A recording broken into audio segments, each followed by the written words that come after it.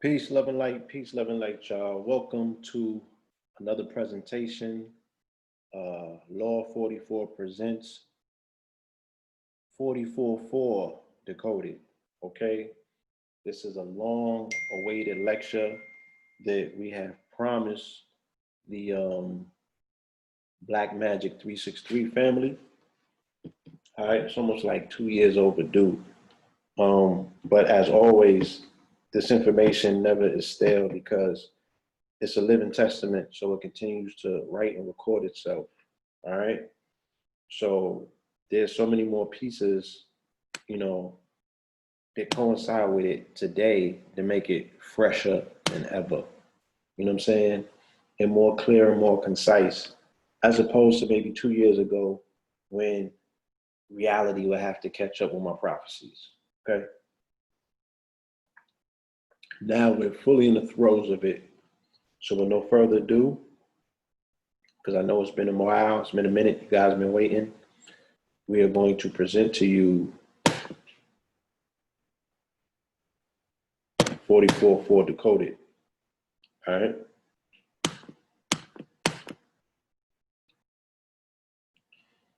Yes.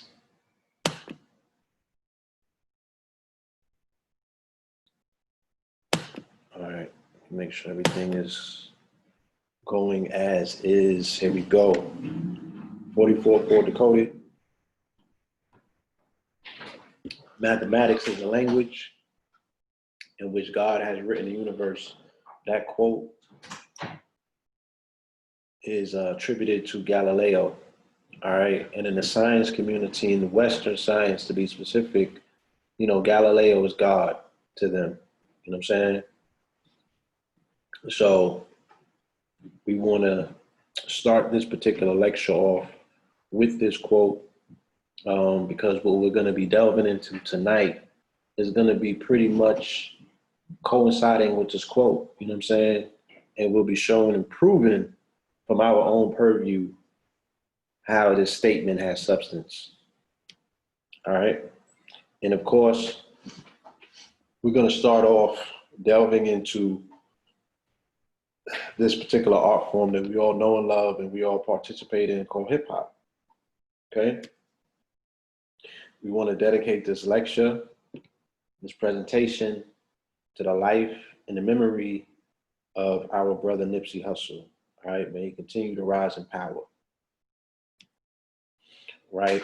So hip hop, a genre that as of August 13th, 2019 is 46 years old. Okay. Hip hop in 2017 was deemed the most dominant genre in the US, right? And not only in the US, but globally as well. You know, hip hop is the most popular art form, rap music, you know, for that matter, which is pretty much at the forefront of hip hop as a quote unquote subculture. Rap music is the dominant art form in the world, okay? And they have all of the science, you know, they have all of the analytics, should I say, to go about proving that, okay? Scientists reveal secret hip hop is the most complicated rhymes. Hip hop is bigger than rock, says scientific study. Hip hop is the most listened to genre in the world, according to Spotify analysis of 20 billion tracks, you know? Scientists just determined the most important genre of music of all time, okay? New study proves hip hop is the most influential genre in half a century. Now, someone such as myself who grew up in a household that was heavily influenced by jazz, by the sound of jazz, you know, somebody might take exception with that statement to say, whoa, like, are you saying that hip hop is more important than jazz, which is, you know, the most quintessential art form to come out of, quote unquote, not only the Black American experience, but America, period, you know?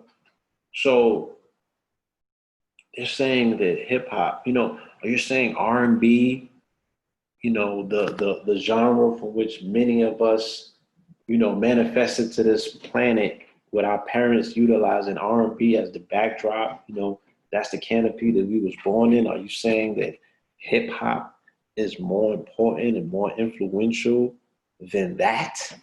But that's what science says. For whatever reason, and I'm sure that they have their own reasons.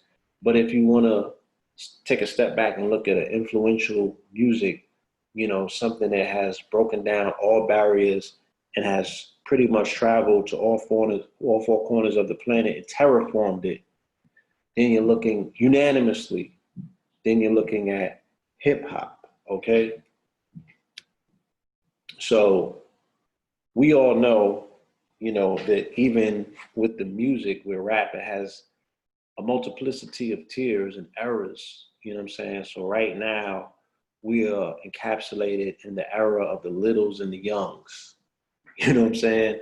As hip hop crosses this threshold and is heralded as the most important genre of all time, is being led or spearheaded, by teenagers who, for the most part, and this is for the most part, this is not indicative of everyone, but for the most part, they have pretty much the same conversation. It's a rehash, retelling of the same story. You dig what I'm saying? Down to the point where the majority of them are not even original in their names. You know what I'm saying? It's, according to Spotify, 8,000 artists with little in their name. You know what I'm saying? So that kind of speaks to the lack of creativity right now in the art form, the simplicity of it.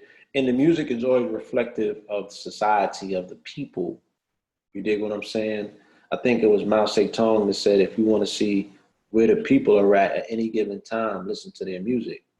You dig what I'm saying? So the fact that there's a lack of creativity, or should I say, the artists just have to give but so much, right, for their consumer base to be satisfied. It's just like the food out here, right? Like niggas is going to buy Happy Meals and they're content. They'll feed a whole family with that, right? 20-piece bucket out of KFC and you Gucci, right? Ashe. So it's the same shit, I guess, with the music. The public is not demanding a level of creativity from their artisans to complement their appetite, because they themselves don't require a lot to get full off of empty calories, right? Diet woke, diet coke. So it's the same shit with the music, right? So you have this flood of this cesspool of of mumble rap, and what I'm saying? Some of it, I have to be honest, I've heard a few artists that are very creative in that vein. They're actually artists. You know what I'm saying?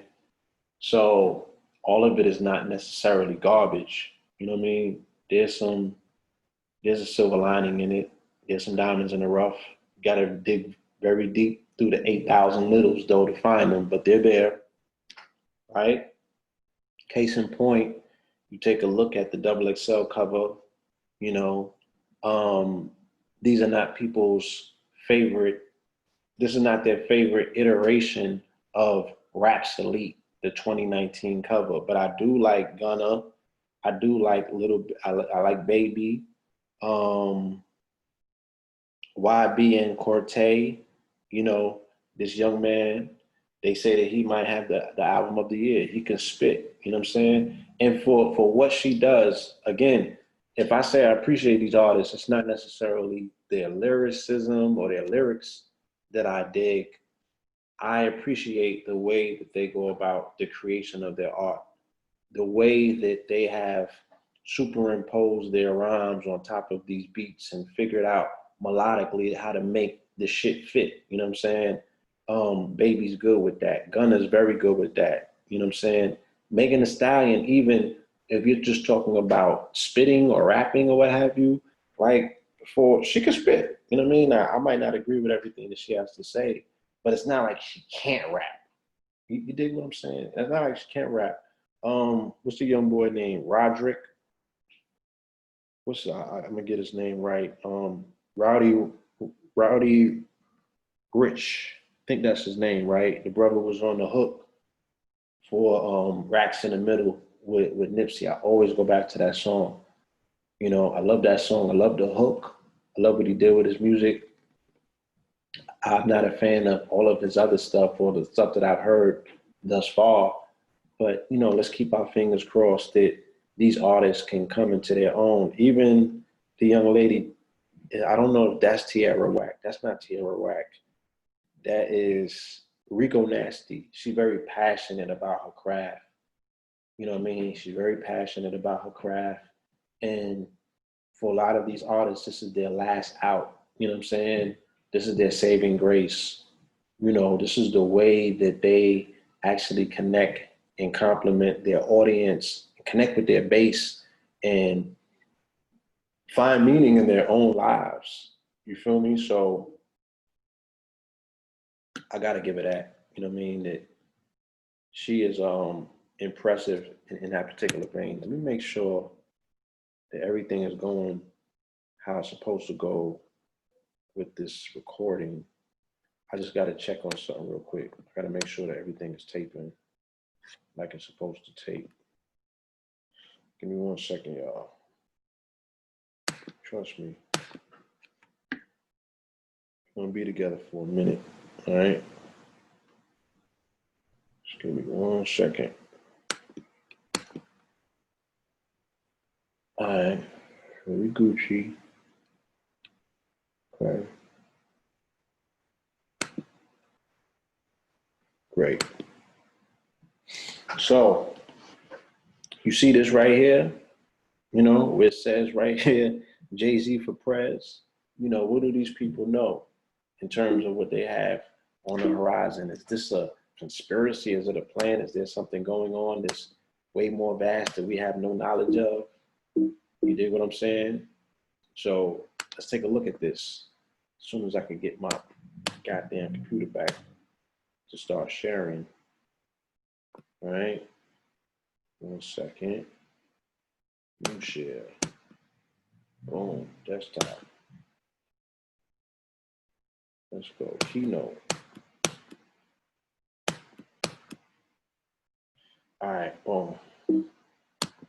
Yeah, you nigga. Okay. And recently, right, just to show the difference in the eras, right, in the generational aspects of this music and this culture, you know, coincidingly, just a few days ago, they came out with a top 50 list, right? I don't know who the progenitors of this list are. I don't know the people who came up with this. I don't know what quote unquote generation that they belong to, but they show a deep appreciation for golden era artists and the era that came after that. I don't know if that's the platinum era. I don't know what they call this shit. You know what I'm saying? But of course, you know, they had the Nas's and the Bigs and the J's. They had Joe Button at 3, which was very surprising. Styles P, Black Thought. Now, this is people who have a deep appreciation for unapologetic lyricism, I would imagine, more so. Because they got Pac all the way down at 15. They got Big at 8. You dig what I'm saying? So, yes, this has to be people with a very deep appreciation for lyricism, right? But then you look over here and they got, oh shit, they got Stack Bundles on there. They got The Game. They got LL. Feel me? Royce 5'9", Lupe, J. Cole, Common, 3000, Scarface, Pac, Redman, Pusha T, right? Rakim at 12. Beanie Siegel before. Rakim at 11. Whoa. Yeah, I'm sure that people, they could probably do a whole lecture and breakdown and show on just that list alone. Okay. So speaking about Pusha T, you know, bars, that man's a lyricist. Make sure that you never fail to mention that. Okay. Music feuds can be a lucrative marketing tool, right? So we get into this whole aspect of hip hop. in its 46th year and its ability to damn near sell just about anything. And our ability as an audience, okay, as an observative audience to sit back and say, damn, hip hop can sell anything, but hip hop can't sell nothing better than a dead rapper. All right. We just saw that with Nipsey Hussle, right? An artist who achieved marginal success in his life, right? The people that knew about Nip was checking for Nip, you know what I'm saying? And the people who didn't know about Nip were not checking for him. The people that didn't care to check for him weren't checking for him necessarily, right? They was into whatever they was into. But at the time of his death, you know, he became a household name and his catalog is now being streamed in the multiple millions, all right? And there's nothing that sells like a dead rapper, all right? But second to that, there's nothing that sells like rappers that are feuding, like a rap beef, right? Blood libel between rappers is very attractive because I've said on multiple occasions, there's nothing more attractive to the buying public than Black Death or Black Blood, you know? So when these rappers start going at it head to head or what have you, you know, it's a marketing tool, it's a marketing behemoth, and it benefited both of these artists. I'm sure that this is the case study that this article was using, and they used their picture specifically to speak about how in this particular battle, you know, as well as with Drake's battle with Meek Mill, there was corporate collusion, there was corporate interference, you know, there was corporations on Twitter, you know, making their bets and aligning themselves with said artists. Like, these are corporations, they're corps. They're not even supposed to have a voice outside of what they're marketing for their company and their corporation, right? But they found themselves some way, somehow pitching in their 2 cents about something that their bottom line has nothing to do with, right? So it's amazing to see these things in this day and time. You know, I remember how much we were critical about mainstream media. And when we say mainstream media, we're just talking about hip hop media at the time with corporate sponsorships such as Vibe Magazine and Double XL. Double XL was Harris Publishing, Vibe Magazine was Quincy Jones. You know, how they had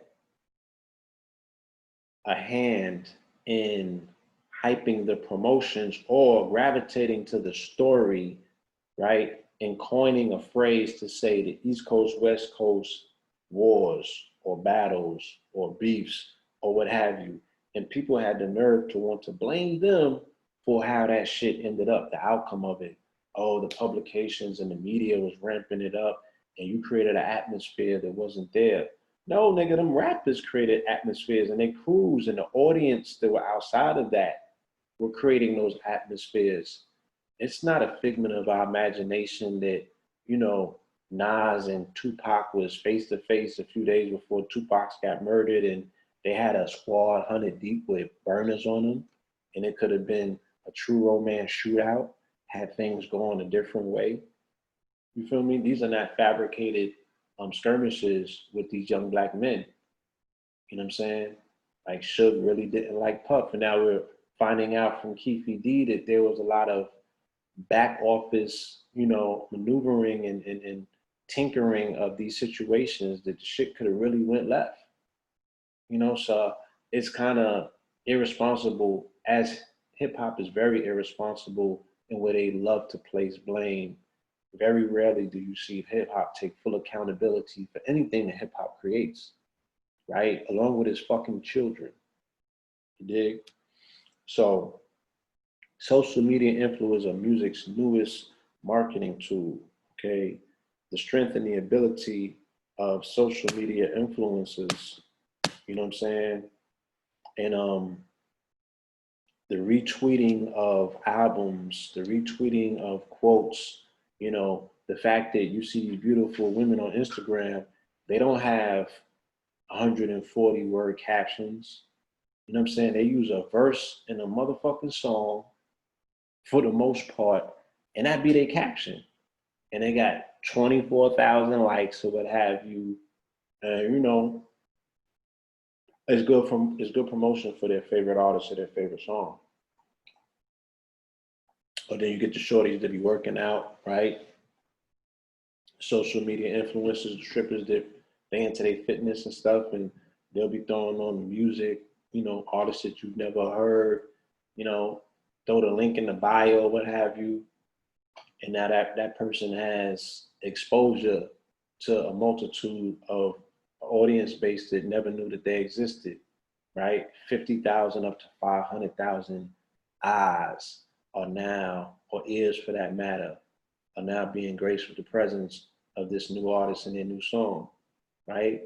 Overnight, masterful marketing, right? This is what social media and these platforms afford us the opportunity and the possibilities to do. Influencer marketing is one of the hottest trends of 2018, and its scope spans far beyond brand campaigns, as our iconic Reach team has seen with an influx of requests from brands for dance influencers. Recently, influencer marketing has made big waves in the music industry, especially amongst marketers who are trying to reach millennials and Generation Z consumers. The younger generation's fascination with celebrity has slowly been replaced by growing support for social media stars, with whom they can relate on a more personal level. It's no secret that once an influencer shares a song on social media, his/her audience is highly likely to listen, like, and share it simply because it is endorsed by someone they trust. In this way, influencers have the ability to use their clout to set trends. Influencer trends in the music industry generally happen in one of two ways: industry sponsored or organically produced. There are some instances where artists and record labels seek support from their celebrity friends, artists, and influencers to help a song go viral, like in the case of Justin Bieber's What Do You Mean campaign, while other times trends sprout organically, like the influencer created Do the Shiggy challenge that exponentially increased the popularity and charting of a rapper's new song called In My Feelings, right? That's Drake's song for Keisha, Kiki, right? That's Kiki, my bad. Furthermore, the organically created Running Man challenge proved that even songs from the 90s can make a resurgence with the help of a few key influencers. Okay? Hip hop, marketability like no other. From the birth in the late 70s, hip hop has shared a unique relationship with fashion. Years of trends, crazes, and interaction between both industries has cemented hip hop fashion as a legitimate branch of the clothing industry, even pulling high fashion labels such as Louis Vuitton and Dolce & Gabbana in to try their hands at the game. The subculture of hip hop is commonly misunderstood as simply a music genre, namely rap music. However, in reality, there are a number of elements which combine to produce the finished article seen today.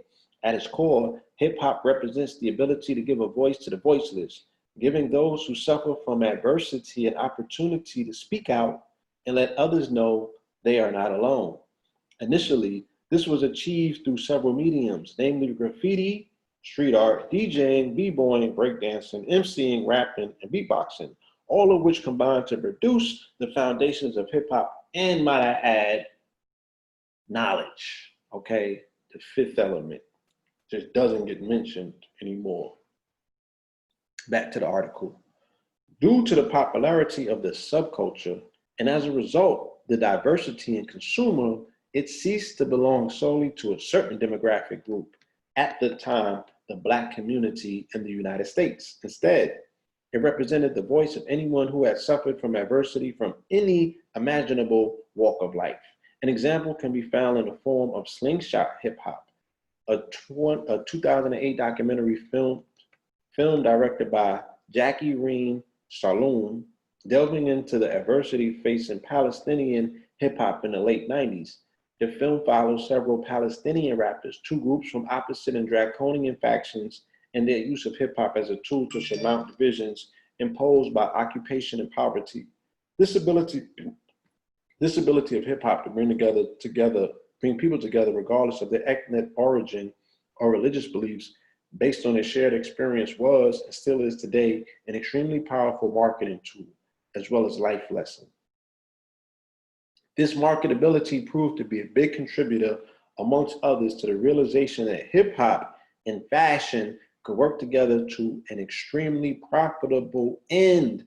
This realization, however, came later with the help of years of trends set by the subculture. So these are some of the trends that were set by the subculture, right? These are some of the labels that were born inside of hip hop.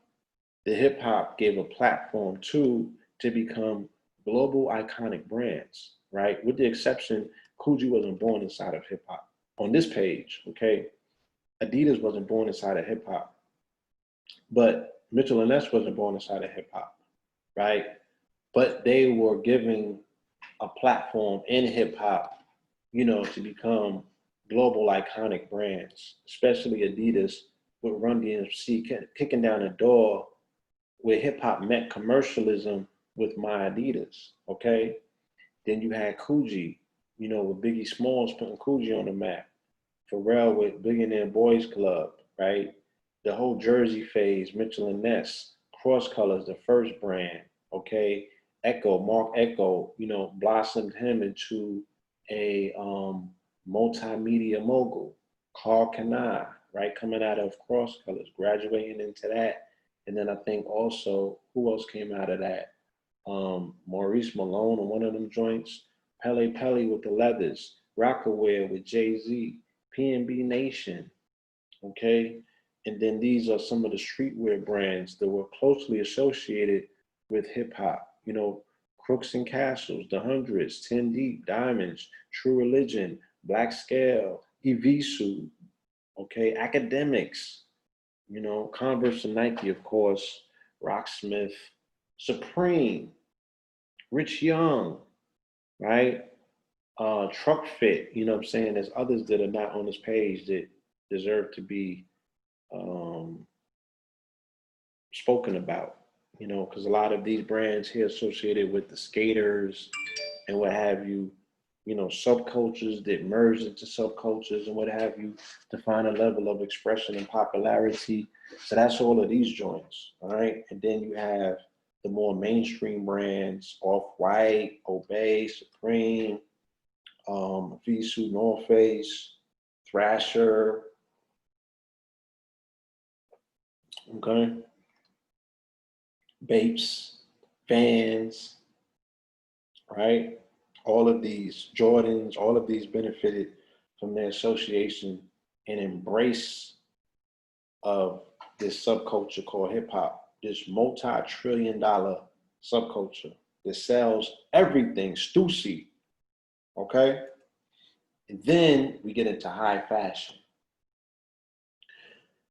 Gucci, Giorgio Armani, Versace, Escada, Oscar de la Renta, okay, Valentino, Roberto Cavalli, Moo, Fendi, Emilio Pucci, Vivienne Westwood, Christian Dior, Victoria's Secret, Dolce & Gabbana, Moschino, Louis Vuitton, Chanel, Prada, Kenneth Cole, Jean Paul Gaultier. There's so many more that are not listed, right? All the way down to your Marc Jacobs, Calvin Klein's, feel me?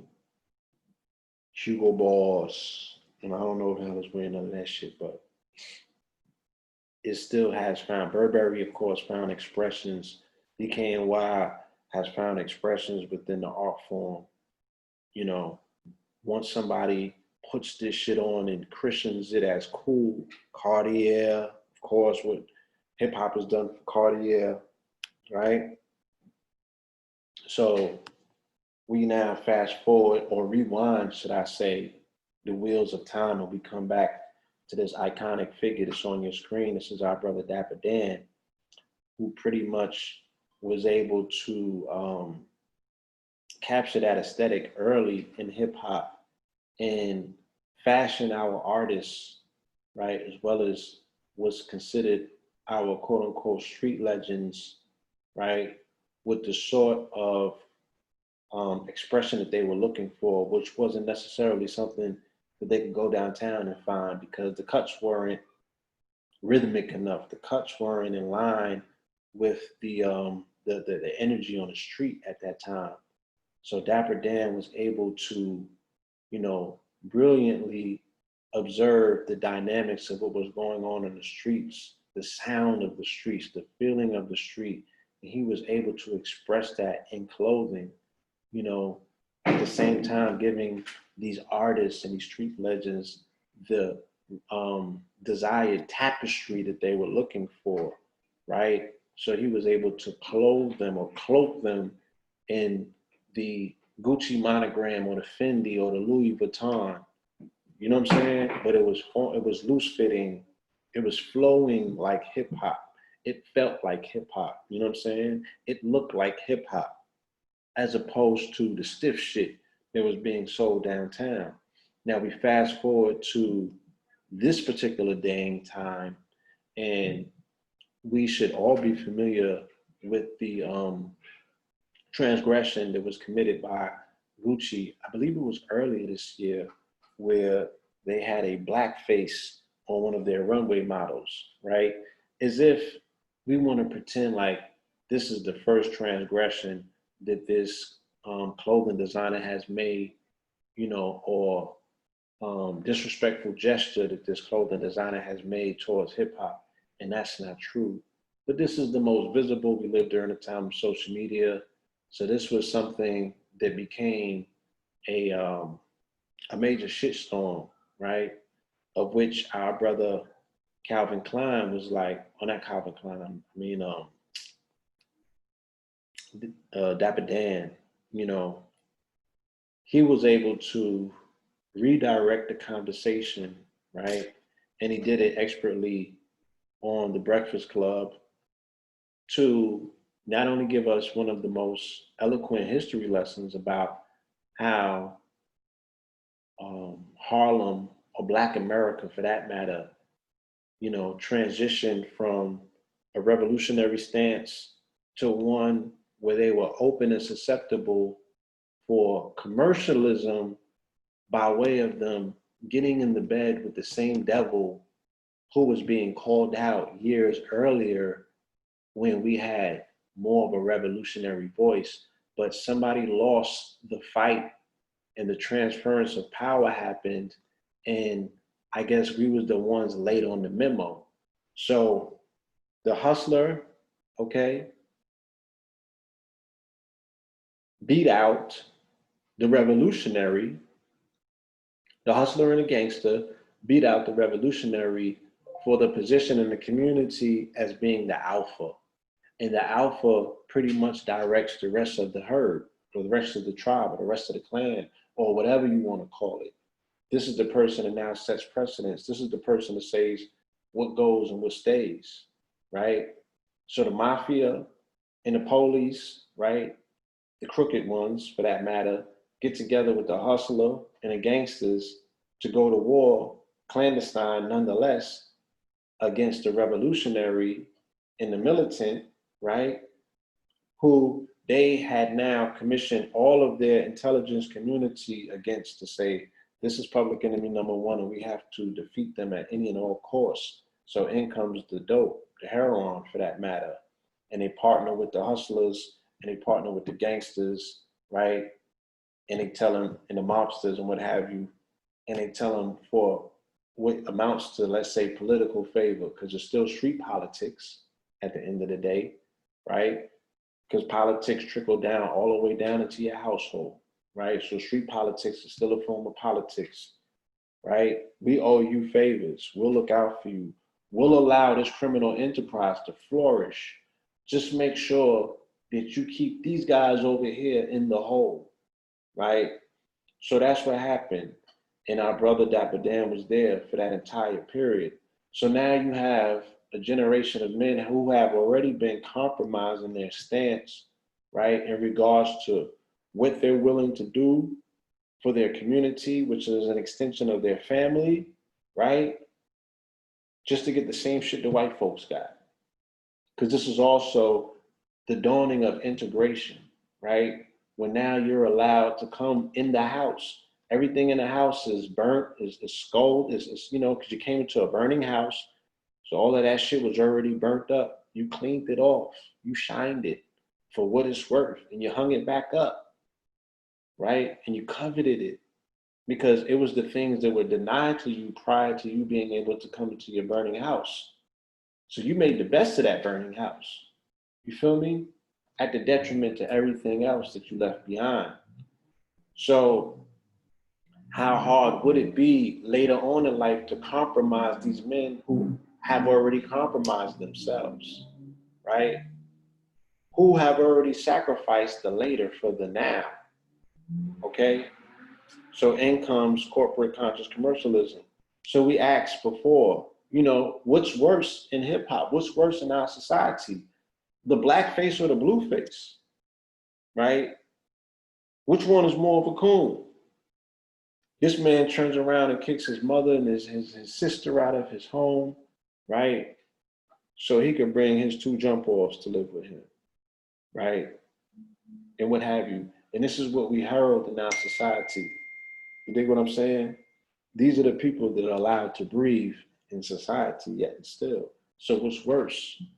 Someone who would, you know, propagate the image of gangsterism in our community, in our society, right?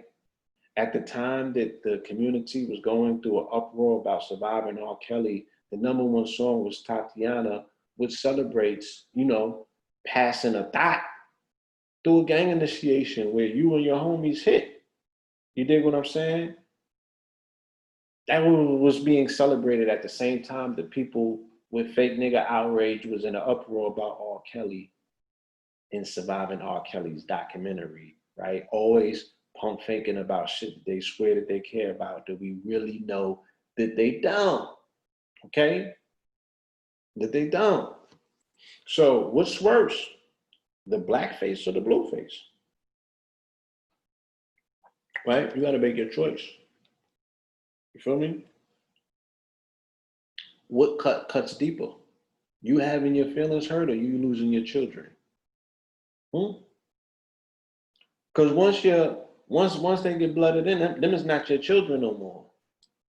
Them ain't your children. They putting pistols in them babies' hands and telling them to go and commit the ultimate sin, proverbial ultimate sin. You can't get your baby back. You feel me? Your baby belonged to the hood, on hood. So what's worse? To fight a war, and whose war? Might I add. So your child gets turned out by these street organizations who's gonna put a gat and put a pack in your baby's hand. You know what I'm saying? And everything that you fought for prior to that to build that child up to be, you can no longer realize that in that child's life because that child ain't yours because it's blood in and blood out. So how else is that child gonna get up out of that neighborhood or get away from that gang to get back to being your child, to realize the things that you program that child to come here to be and do? Or you're just a custodian for that child, for that enveloping of the potential that was born within that child when they got here to fully develop itself.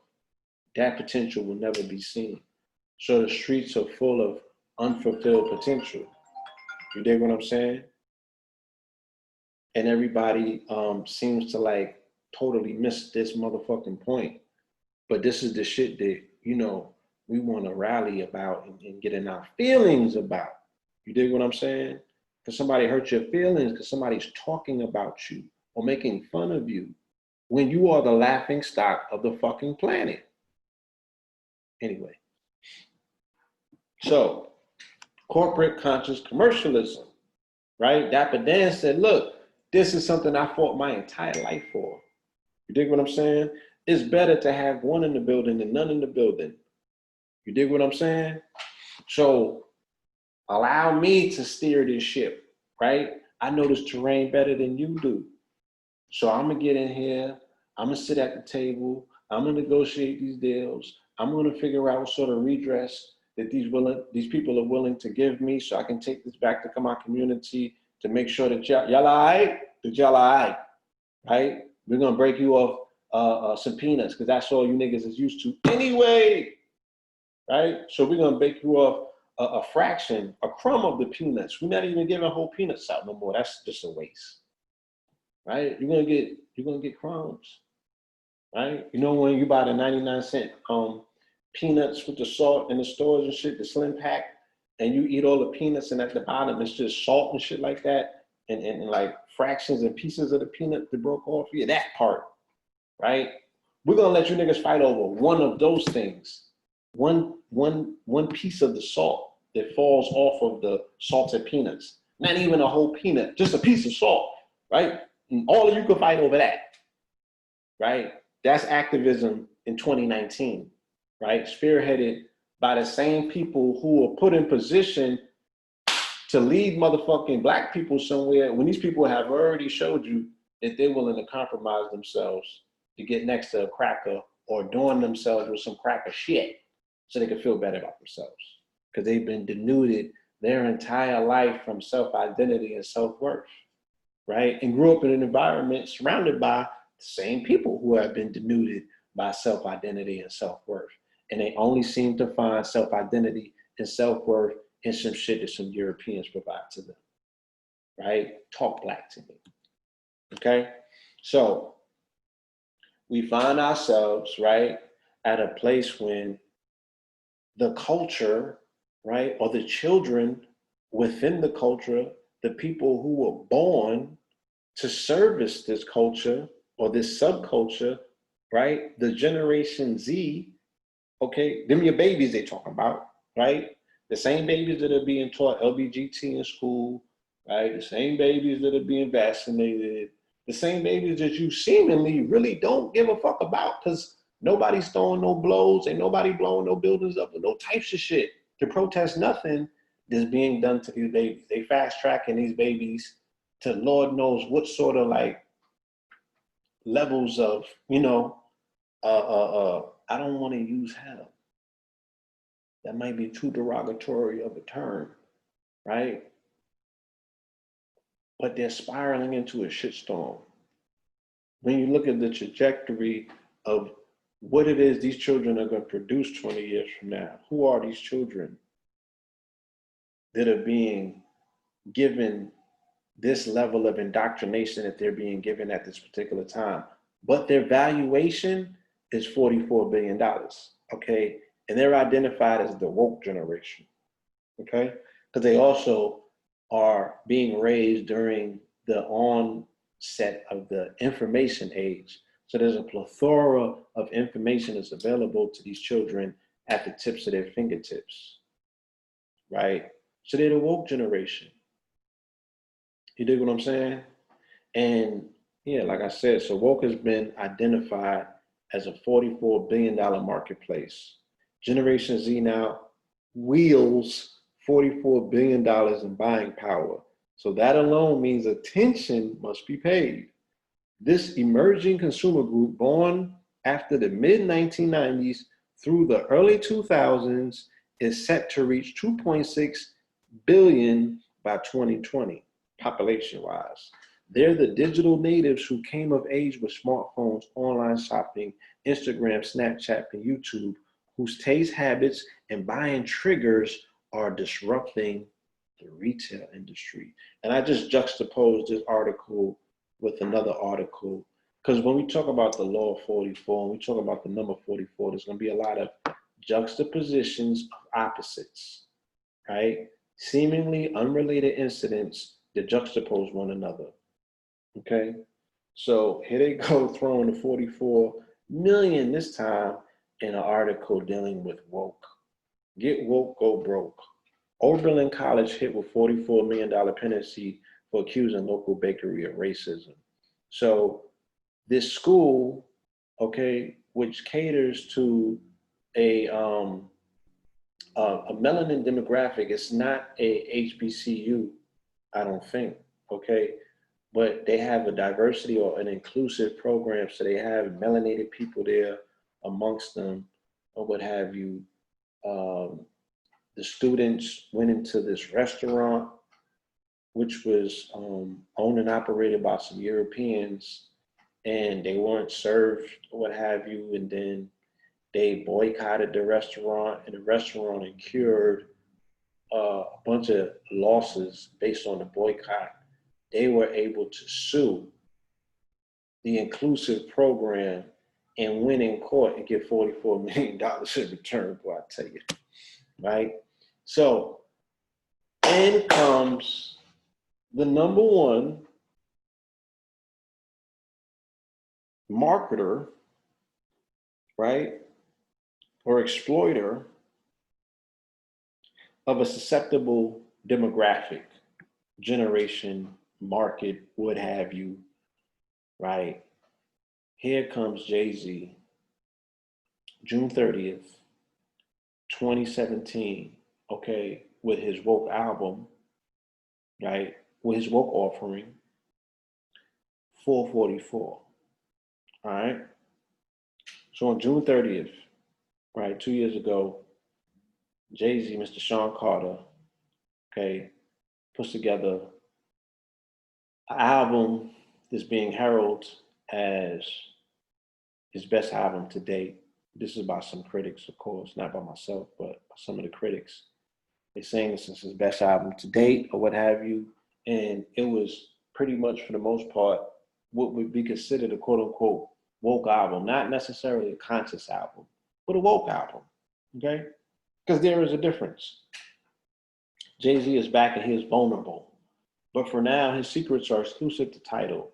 This veteran Brooklyn rapper, 47, in the weeks of speculation near midnight on Thursday, releasing 444, his 13th studio album as a digital exclusive on that streaming service, which he bought in 2015. The album, Jay-Z's first since Magna Carta in 2013, features 10 intensely personal and provocative tracks to Yes, include a few references to the marriage-barring Lemonade album by his wife Beyonce and the recent birth of their twins. As a part of a deal with Sprint, the cell phone carrier, which bought a 1/3 stake in Tidal this year, right, 33%, 444 was made available only to those who had subscribed to Tidal before the album's release, along with existing Sprint customers. We didn't even go through all that, okay? So, of course, he did his numbers, right? 14th number one album with 444, right? And, you know, he racked up all of the accolades. Dig what I'm saying? Stayed on top. He dominated with this particular release. You guys were there. You know what I'm talking about, okay? As the marketing genius that he is, or someone who's able to prove their marketing viability, okay, to the corporate sector, you know, he has within his vocal range the ability to set and disrupt trends, okay? So the latest trend that he was able to disrupt on this album was pretty much, you know, telling people, or rappers in that matter, with the money phones, like, look, you're a little nigga, like, calm down. That's not money, and that's not how we treat money around here, right? This coming from a billionaire. So, you know, a lot of rappers initially who felt slighted were somewhat resistant, but I beg you, my nigga, go find me a picture with a fucking rapper using a money phone in 2019, right? And that's the genius of Jay-Z and his marketability, that he plays the long game. You know what I'm saying? So everything is not necessarily for now. It has a shadow to it. You know what I'm saying? There's a long tail to these marketing decisions that he makes, right? So he was able to kill this obnoxious trend in hip hop where the niggas was holding money up to their ears, right? This retarded shit right here, okay?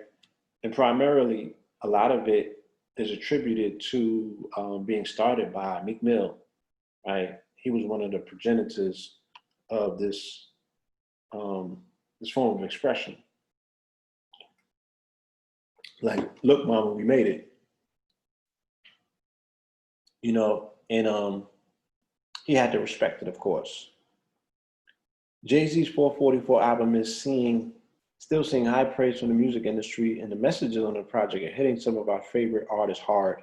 While Meek Mill is focusing on the release of his upcoming Wins and Losses album, the Whatever You Need rapper gave his candid thoughts on Hov's new album, revealing some of the lessons he learned after listening to it. Meek sat down with DJ Scream at the Beat during his Atlanta visit, where he discussed a slew of topics, including his upcoming album, as well as what he learned from 444. Scream slid into the topic by asking Meek what the project means to him now that he's heard it and digested it. It means growth to me, Meek stated. He definitely motivated me. I learned from the CD. Okay, let's jump to the Nah, I don't think. Okay, Meek then drove into some of the things he took away from the album, saying that he didn't think Hov went too far with his money phone reference on the story of OJ. Nah, I don't think it was too much, but do what you do, Meek explains. Our jeans is tighter than Jay-Z's jeans. We wear off-white, Hov rocking Tom Ford. It's just two different things. At some point, you want to put some time. At some point, you want to put the money down and invest, get some credit. What he said for real, don't ever get it mixed up. You could get real reality rap. You might go look on Instagram and see Meek Mill got 6 foreigns. Meek Mill got the credit too. We ain't put that part on Instagram. He just touching people. He just teaching people the game. You running around with 100,000 in your pocket for what? You got the money to your ear for what? I like it because it's a good picture for me. I'm talking to Benjamins. I remember when Benjamins never answered my calls. I could just pick up and talk to him whenever I want to now, right? These niggas is talking to Benjamin Franklin, right? And that's cute. And my nigga's from Philly. Like, is he familiar with the history of Benjamin Franklin? Anyway, right? Y'all go and look at National Treasure if you don't get it. French Montana talks new album, Jungle Rules, and the importance of Jay-Z's 444 album. So this was just another artist who, you know, is identified with that particular motif of holding up the money to the air, phone, shit like that. So he grew up as well. You ain't seen him do it again, you know. And as a result, a lot of artists got more responsible in their music, you know what I'm saying? And even more candid in their interviews, more so even in their music. We saw it from Nipsey. We saw it from Offset. We seen Meek come with his projects. We seen French get a little bit more grown and responsible with him. Rick Ross, the album before this one, you know what I'm saying? Classic, grown man music, right? Responsible, different form of conversation, everything, not just talking about bricks and chicks, you know what I'm saying? Like, they delve into the different topics and went into different dimensions. I applaud my brother for that. Okay, it then came the Forbes article, right, which was released this year, June 3rd, 2019, artist, icon, billionaire, how Jay-Z created his $1 billion fortune. 9 years ago, two unlikely lunch partners sat down at the Hollywood Diner in Omaha, Nebraska, right? One, Warren Buffett, was a regular there. The other, Jay-Z, was not. The billionaire and the rapper ordered strawberry malts and chatted amicably, continuing the conversation back at Buffett's Berkshire Hathaway offices, right? Buffett, then 80, walked away impressed with the artist 40 years his junior.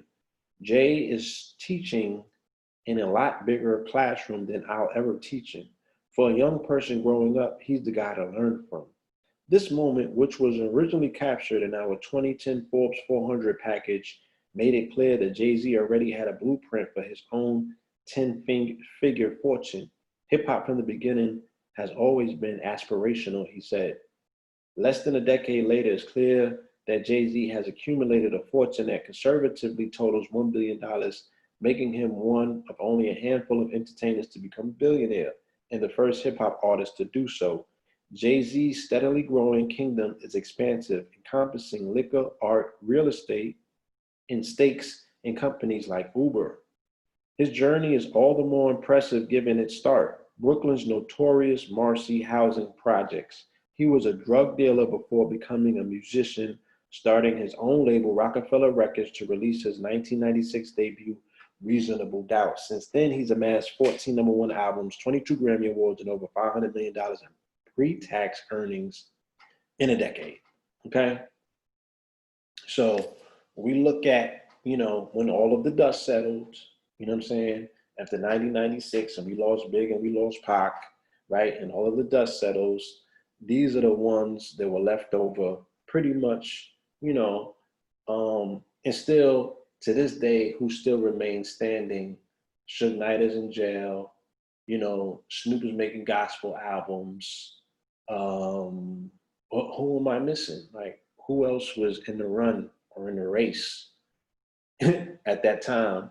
You know what I'm saying? Master P came after that. Cash Money wasn't around. So who are we talking about? You feel me? So these three amigos are still in the game. You got Puff, you got Jay, and you got Nas. All respectively sitting on, a pretty cushion, 9 figures. I don't know in terms of Nas's gross, what have you. And I really don't know in terms of what Diddy has liquidly, but the way that they propagate and promote these artists in the Forbes and the Cash King list and what have you, niggas appear to be doing pretty good. You dig what I'm saying?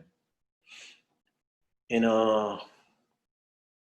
Nasir has delved into investments, he's attacking the markets and what have you, and he's running with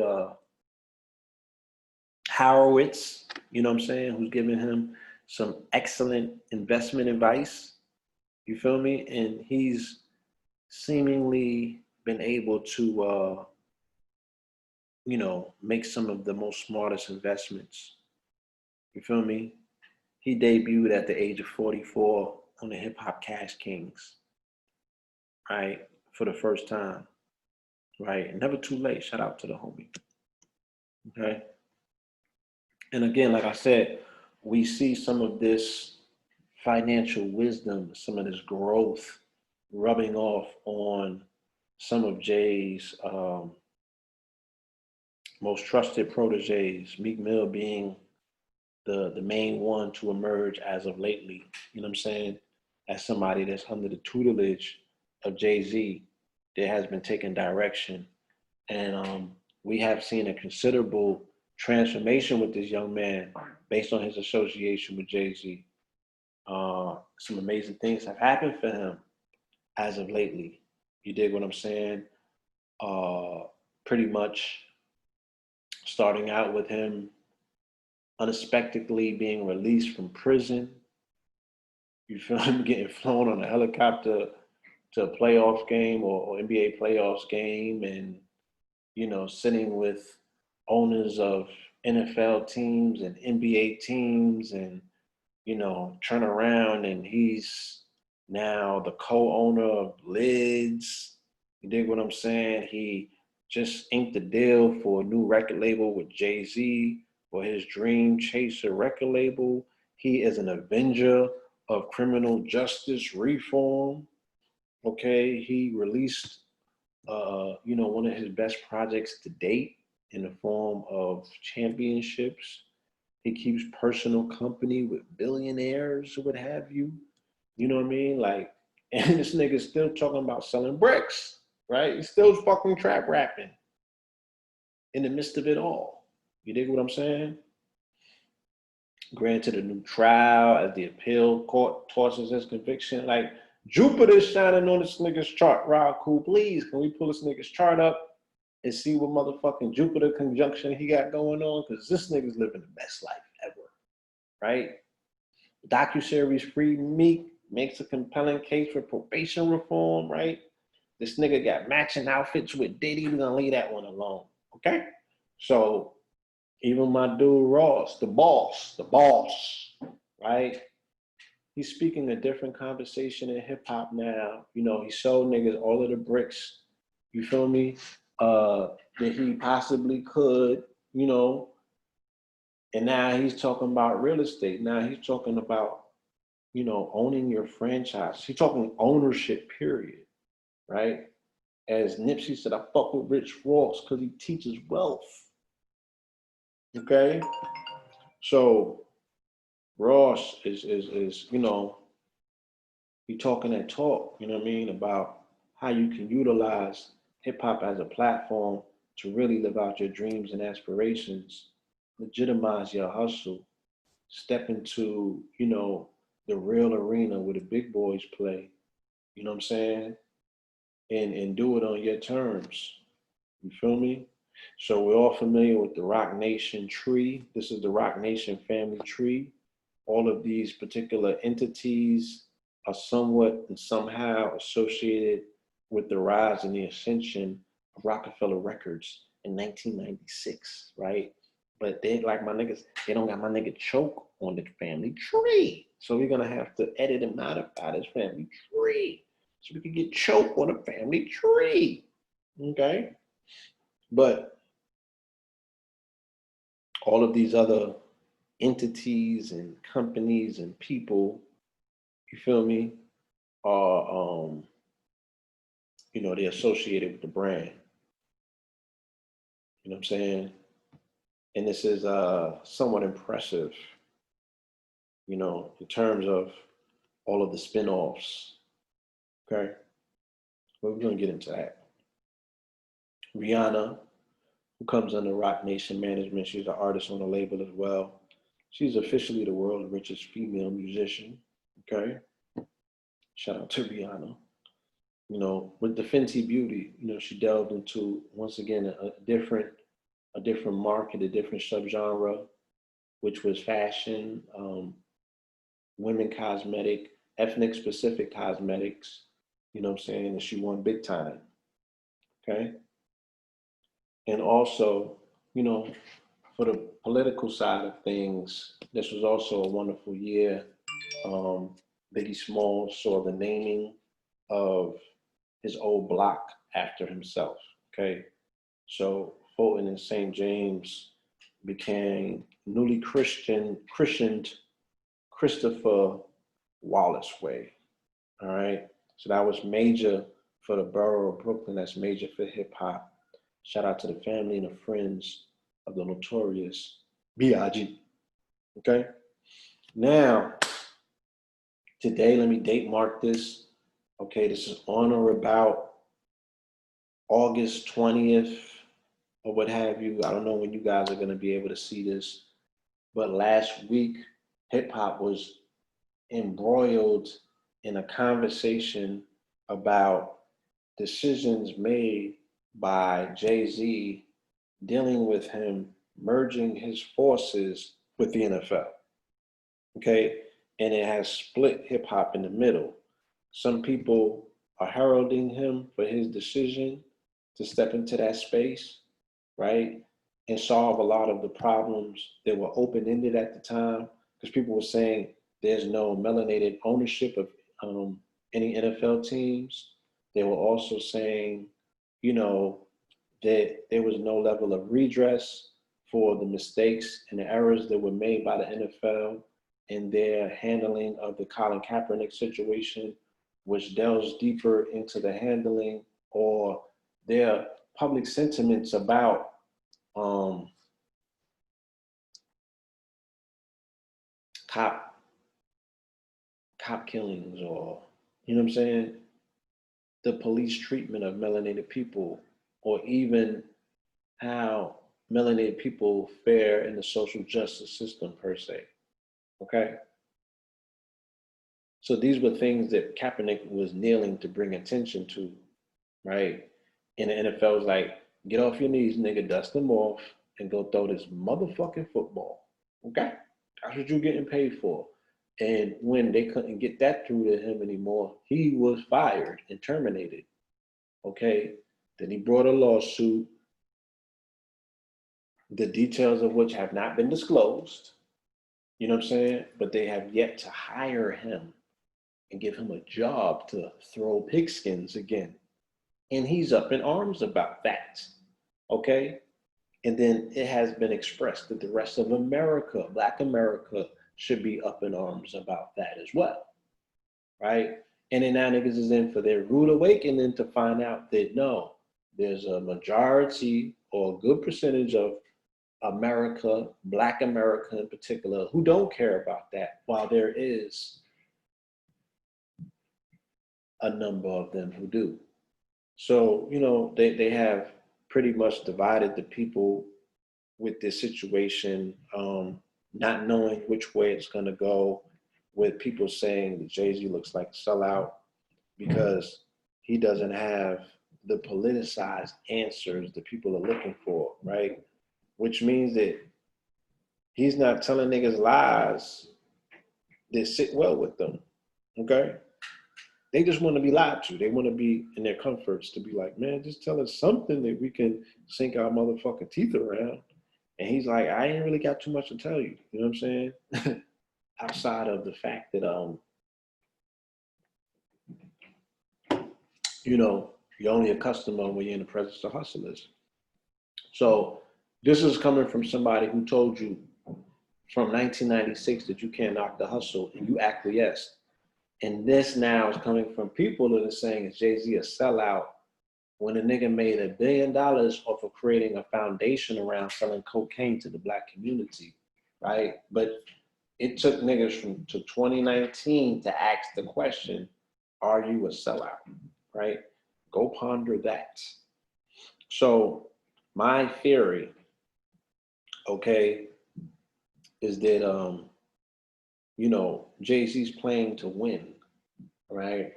And he's playing to position himself in the Los Angeles market in particular. So I feel that the team that he is looking to become a co-owner of is the LA Rams that are building a new stadium in Inglewood, okay, and positioning themselves so when the Super Bowl does come in 2022, that they will be firmly in position to make a windfall of cash, right? And put their roster in place where either he's performing at the Super Bowl, okay, or of course he's gonna have one of his marquee artists tearing it down, whether that be Meek Mill or Rihanna or Beyonce again or what have you. But there's always been a relationship between the NFL, Jay-Z, Beyonce, the cap. We're gonna get into all of that tonight and just show you when you peel all of this shit back and you look at the mechanics of what's taking place, how you can identify how things are connected that seemingly have no relationship on the surface with one another, but behind the scenes everything's connected, right? And in my world, it's through the number 44. Okay. So first and foremost, you know what I'm saying? We don't even need to go any further, but to look at this picture, when I strip things down to numbers, I see 244 resonators talking to one another. All right. I don't see anything too much other than that. You know what I'm saying? And I don't know, do we have to get into the particulars and start reading about what happened? Right? They say why Jay-Z's Roc Nation deal is so puzzling. Okay. This was written in the Atlantic. We'll just, for the lack of, let's see what the people are saying, right? Let's see what the commentators are saying, right? On Tuesday, the National Football League announced a splashy new venture, a partnership with Roc Nation, the label run by Jay-Z. In his new post, the Wall Street Journal reported, Jay-Z will help directly shape the NFL's social justice program and oversee much of the league's entertainment programming, including the halftime show. Jay-Z will not be required to perform, but Robert Goodell, the league's commissioner, has expressed his hope that the rapper will soon. The Brooklyn entertainer and businessman who just last year rapped the line, I said no to the Super Bowl, you need me, I don't need you, is now lending his cultural cachet to the sports institution that has often inhibited its players' expression of solidarity with their home communities. Taking optimistically, Jay-Z's latest move can be read as a calculated choice to bolster his and Roc Nation's broadening repertoire of social justice work. The rapper has already served as an executive producer on several documentaries about the criminal justice system. The Khalif Browder story traced the life of a young man who died by suicide after his year-long detention on New York City's Rikers Island, often in solitary confinement for having allegedly stolen a backpack as a teenager. The Amazon series Free Meek, released last week, follows the 12-year right? So this is another article that I guess recaps the press conference that Jay-Z had at the Roc Nation offices where, people said that he was tap dancing. shit like that. Okay, we can get into all that. Okay.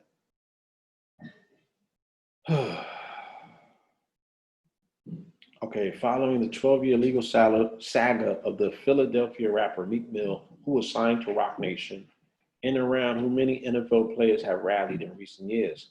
Both of these artistic works are clear-eyed narrative productions. They invite viewers to learn about and see the human beings affected by the daily indignities of an obfuscatory system. Okay, and in this picture here on Ain't No Jigger, right?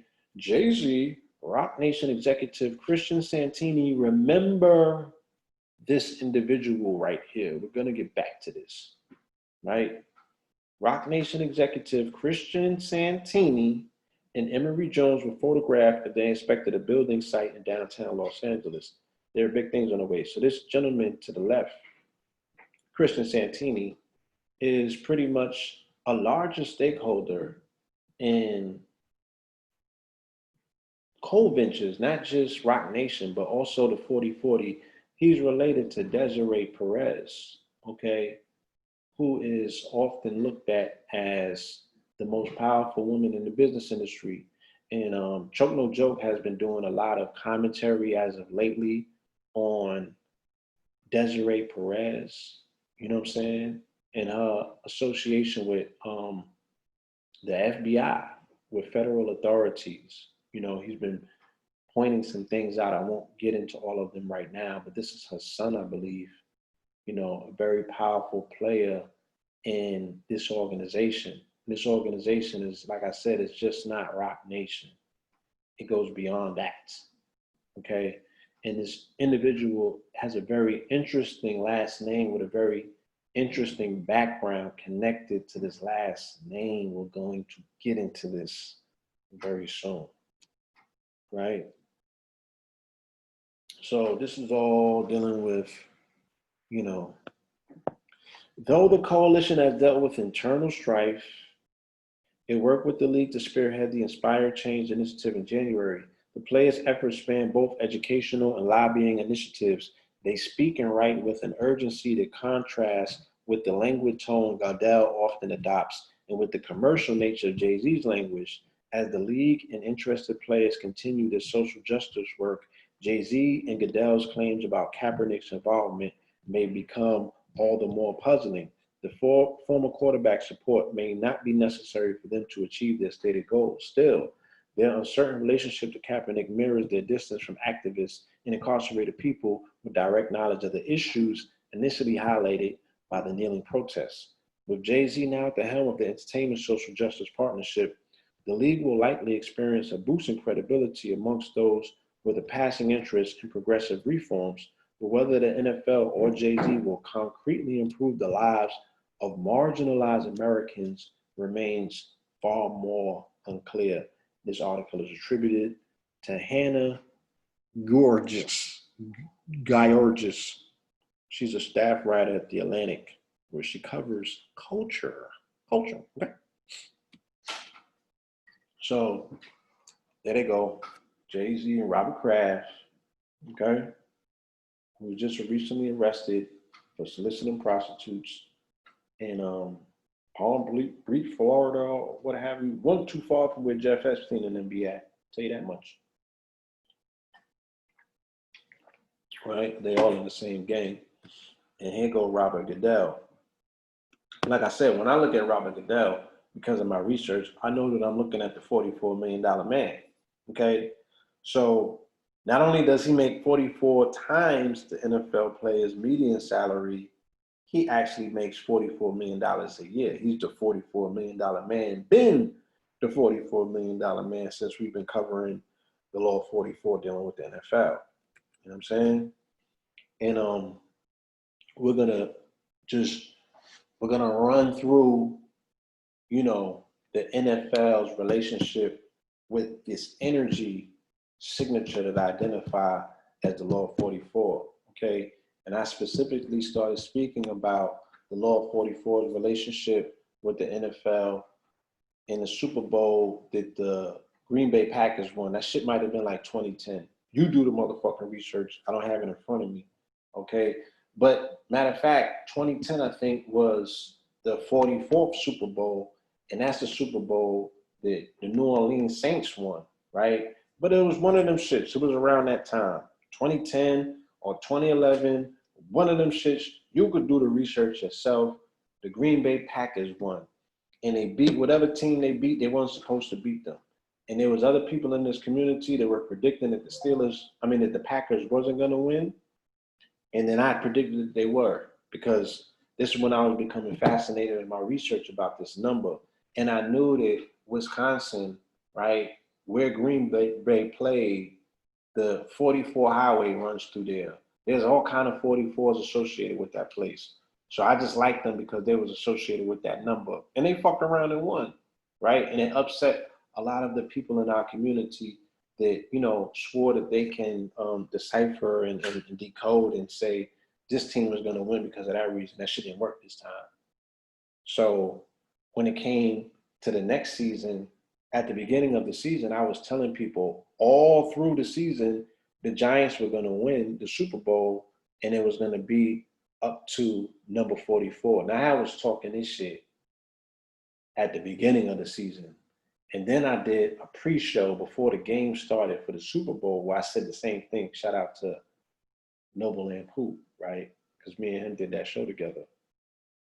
And lo and behold, this was in 2012. This is the game when the Giants beat the Patriots, right?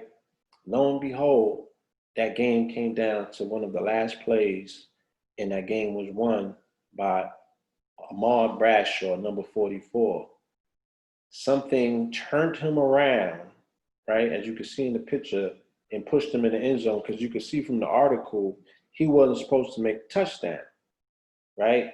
He was specifically, repeatedly told, I don't know if they were trying to throw the game for the fucking Patriots or not, but he was specifically told not to make that touchdown.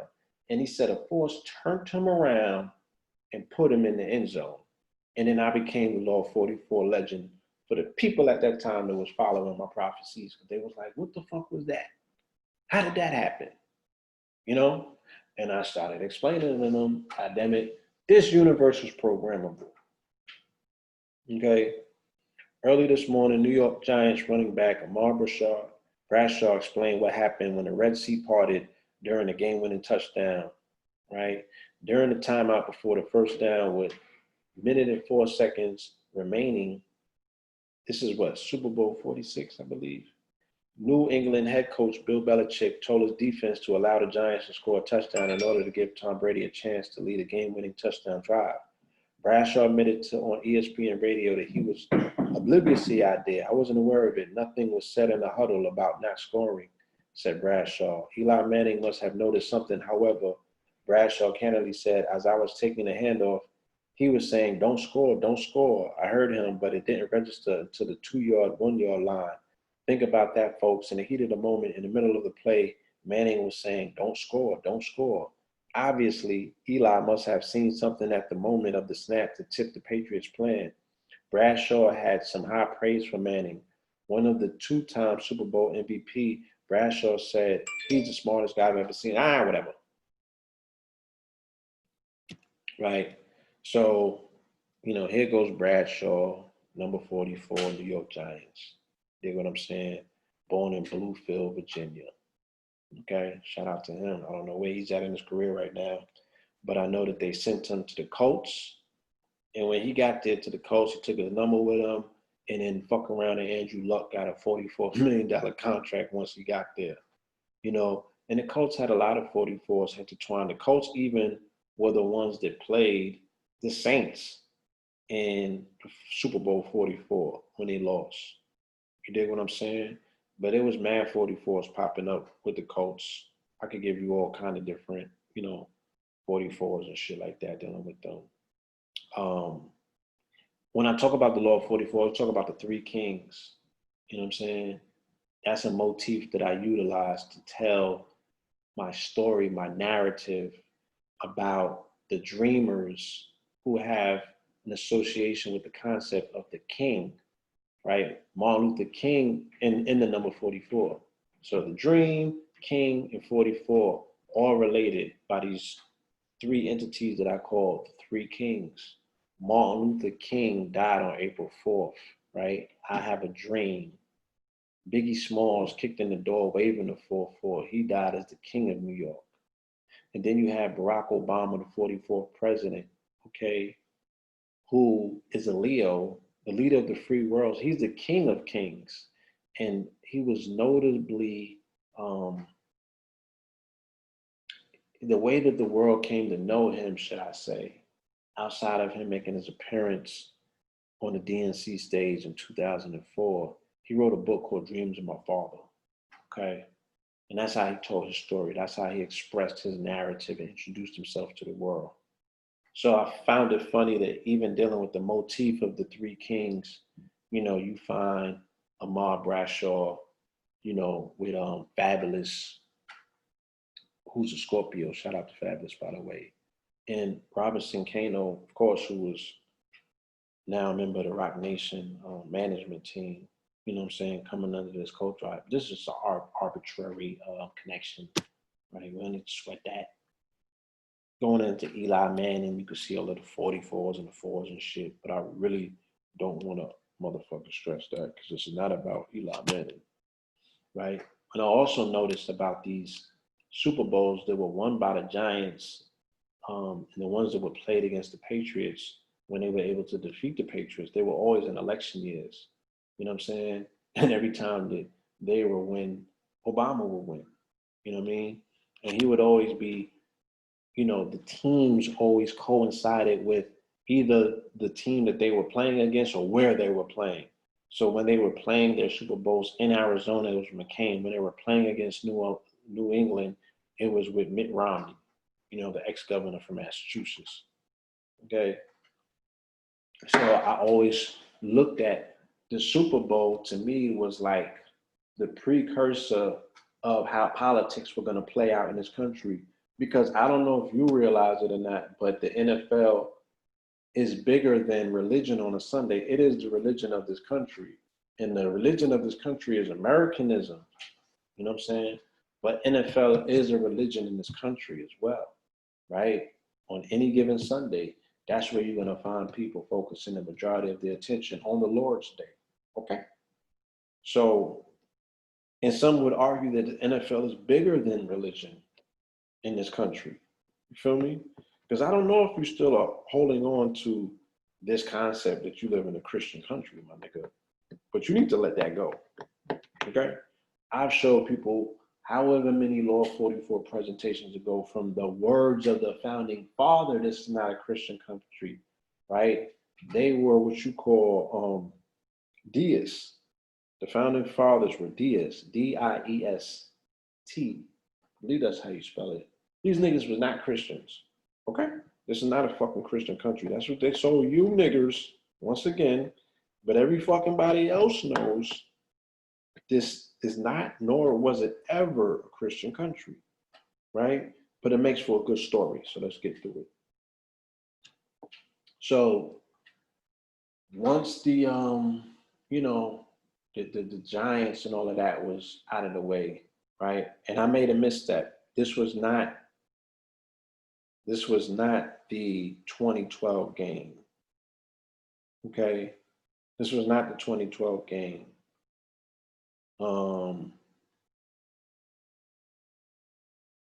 Whenever motherfucking, oh yeah, y'all can figure this shit out, god damn it. You know what I'm saying? But it wasn't 2012 because the 2012 game was with Kaepernick, okay, in New Orleans. But whenever them motherfuckers played, all right, the Patriots and beat them, god damn it, and Bradshaw made that motherfucking touchdown. It might have been 2010 for all I know. One of them goddamn years. He did, right? Look, even down to his yard total, 44 yard, 44.1. You know what I'm saying? Whenever they motherfucking beat them, that's what I'm talking about, nigga. Okay. So, cause right after that, you know what I mean? They lines this shit up. You know what I mean? In comes Kaepernick, seemingly out of nowhere, because I didn't know about Kaepernick. You feel me? We was rooting for Mike Vick in that game. Okay? We was rooting for Mike Vick in that game. And these is the niggas he had to go through, right? This was in post to make it to the Super Bowl. So he wore number 7. All right. Michael Vick wore the number 7. You know what I'm saying? He whooped on Vick, right? Beat him bad. You know what I'm saying? Cut his teeth, made his name. You dig what I'm saying? They beat the Hawks. You know what I mean? So it's like, or the Falcons, or whatever one of them is, right? So I just started seeing all of these, and my shit is like, I gotta look and see what's going on, because I don't look at NFL through the season, regular season. I might glimpse here and there if I read up on it. You know what I mean?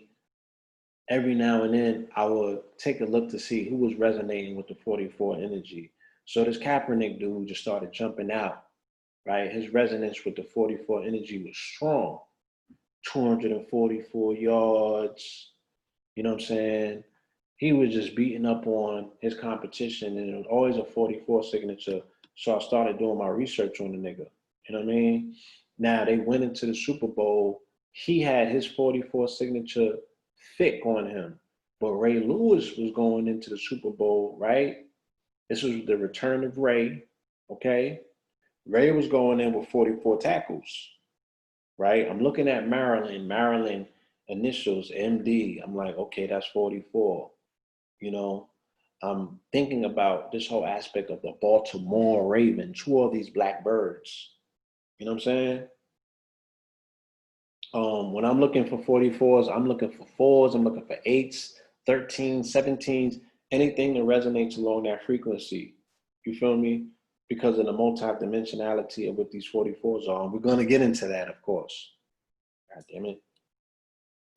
So, you know, these are some of the slides that I had put together in 2012 when I was making my predictions. You know what I'm saying? Ray Lewis, God doesn't pick winners. So this was a religious themed Super Bowl, right? It was this redeemed man of God, Ray Lewis, against the new kid on the block, right? Who was fighting for his position to be respected, not only as a football player, but also as a man of God, because they were saying, how can you be a man of God with those tattoos? And, you know, they were going through this whole BS of, you know, typecasting this individual. You know what I'm saying? He was fighting to have his voice and to be seen as someone who was accepted and viable as a man of God or a child of God. You know what I'm saying? And that was pretty much the fight. And of course, this was the Brother Bowl. So the Harbaugh brothers were both coaches of each team battling one another. And they were going into the Superdome. They were going back to New Orleans to play this game. And we all know what happened in the Superdome. Okay. So I did the math, right? I did the gematria, okay, which is gematria is coming up with the number frequency of somebody's name, right? Because what did we say? Everything is numbers, right? So there are numerical imperatives to who you are rather than this dead letter English that they say that we speak, okay? There's numbers behind these words. There's numbers behind this rhythmic tone that you hear. Everything is numbers, okay? So when I came up with the numbers for Ray Lewis, all right, you know, we jumped to his jersey at first because he's expressing this number. And the number 52, okay, means the expanded name of Yahweh spelled out, right? Ben as in son, Tipperoth as in son. Tipperoth being the sixth Sephiroth on the tree of life, right? That's Christ, okay? The sixth Sephiroth on the tree of life is the Christ, or the sacrificial one at that, because it's the Christ on the cross, okay? Ray Lewis comes out to Yahweh, Elohim, Lord God. So he has all of this underlying energy. You feel me? We just see Ray Lewis on the surface, but this is all of this underlying energy. This is his grace and favor that's underneath him, okay? That's pushing and propelling him. You dig what I'm saying? So he goes and he beats another 44 team, right? And he scorches them for 444 total yards, okay? With 4 motherfucking touchdowns. He was on his 44-4s long time. The back-breaking score by the 49ers came on the first play of the fourth quarter when Gore broke off right tackle and surged to the end zone for a two-yard score to cap a 93-yard drive. The key play in the march was Kaepernick's 44-yard connection to Vernon Davis. He had 44s all through the game, and he ended up with 444 yards. So I'm like, God damn, you know, who do I possibly pick? You feel me? Right? 7 being a number synonymous with God, and he got 7, and Ray Lewis got 52, 5 and 2 is 7. I'm like, yo, this is a 44 showdown. This was getting very interesting to me with my predictions, you know? So I started researching this young man, right? Kaepernick was born in Milwaukee, Wisconsin, right, on the 44 resonance. He is of mixed race, African-American and European, and was adopted as a child by Rick and Teresa Kaepernick. He excelled in all sports and was a star baseball, basketball, and football player. Interesting that he was born in Milwaukee, which is on the 43rd degree parallel line, merely miles away from Green Bay, which is situated on the 44 degree parallel line. This is the team carrying the 44 energy that he gained his introduction into the pantheon of the football gods by racking up 444 yards and dethroning Michael Vick, becoming a legend in his own right, i.e. his Scorpio began rising, okay? Because Kaepernick is a Scorpio born on the same day as KT the Arch degree, right? November 3rd, okay? Those familiar with Kaepernick's college career, erasing large deficit is nothing new. In fact, Kaepernick had 4 very memorable college games in which he erased deficits. His ability to do so against the Falcons was not surprising to fans from his days at Nevada. In 4 incredible games against Boise State, Kaepernick erased first half deficits every time.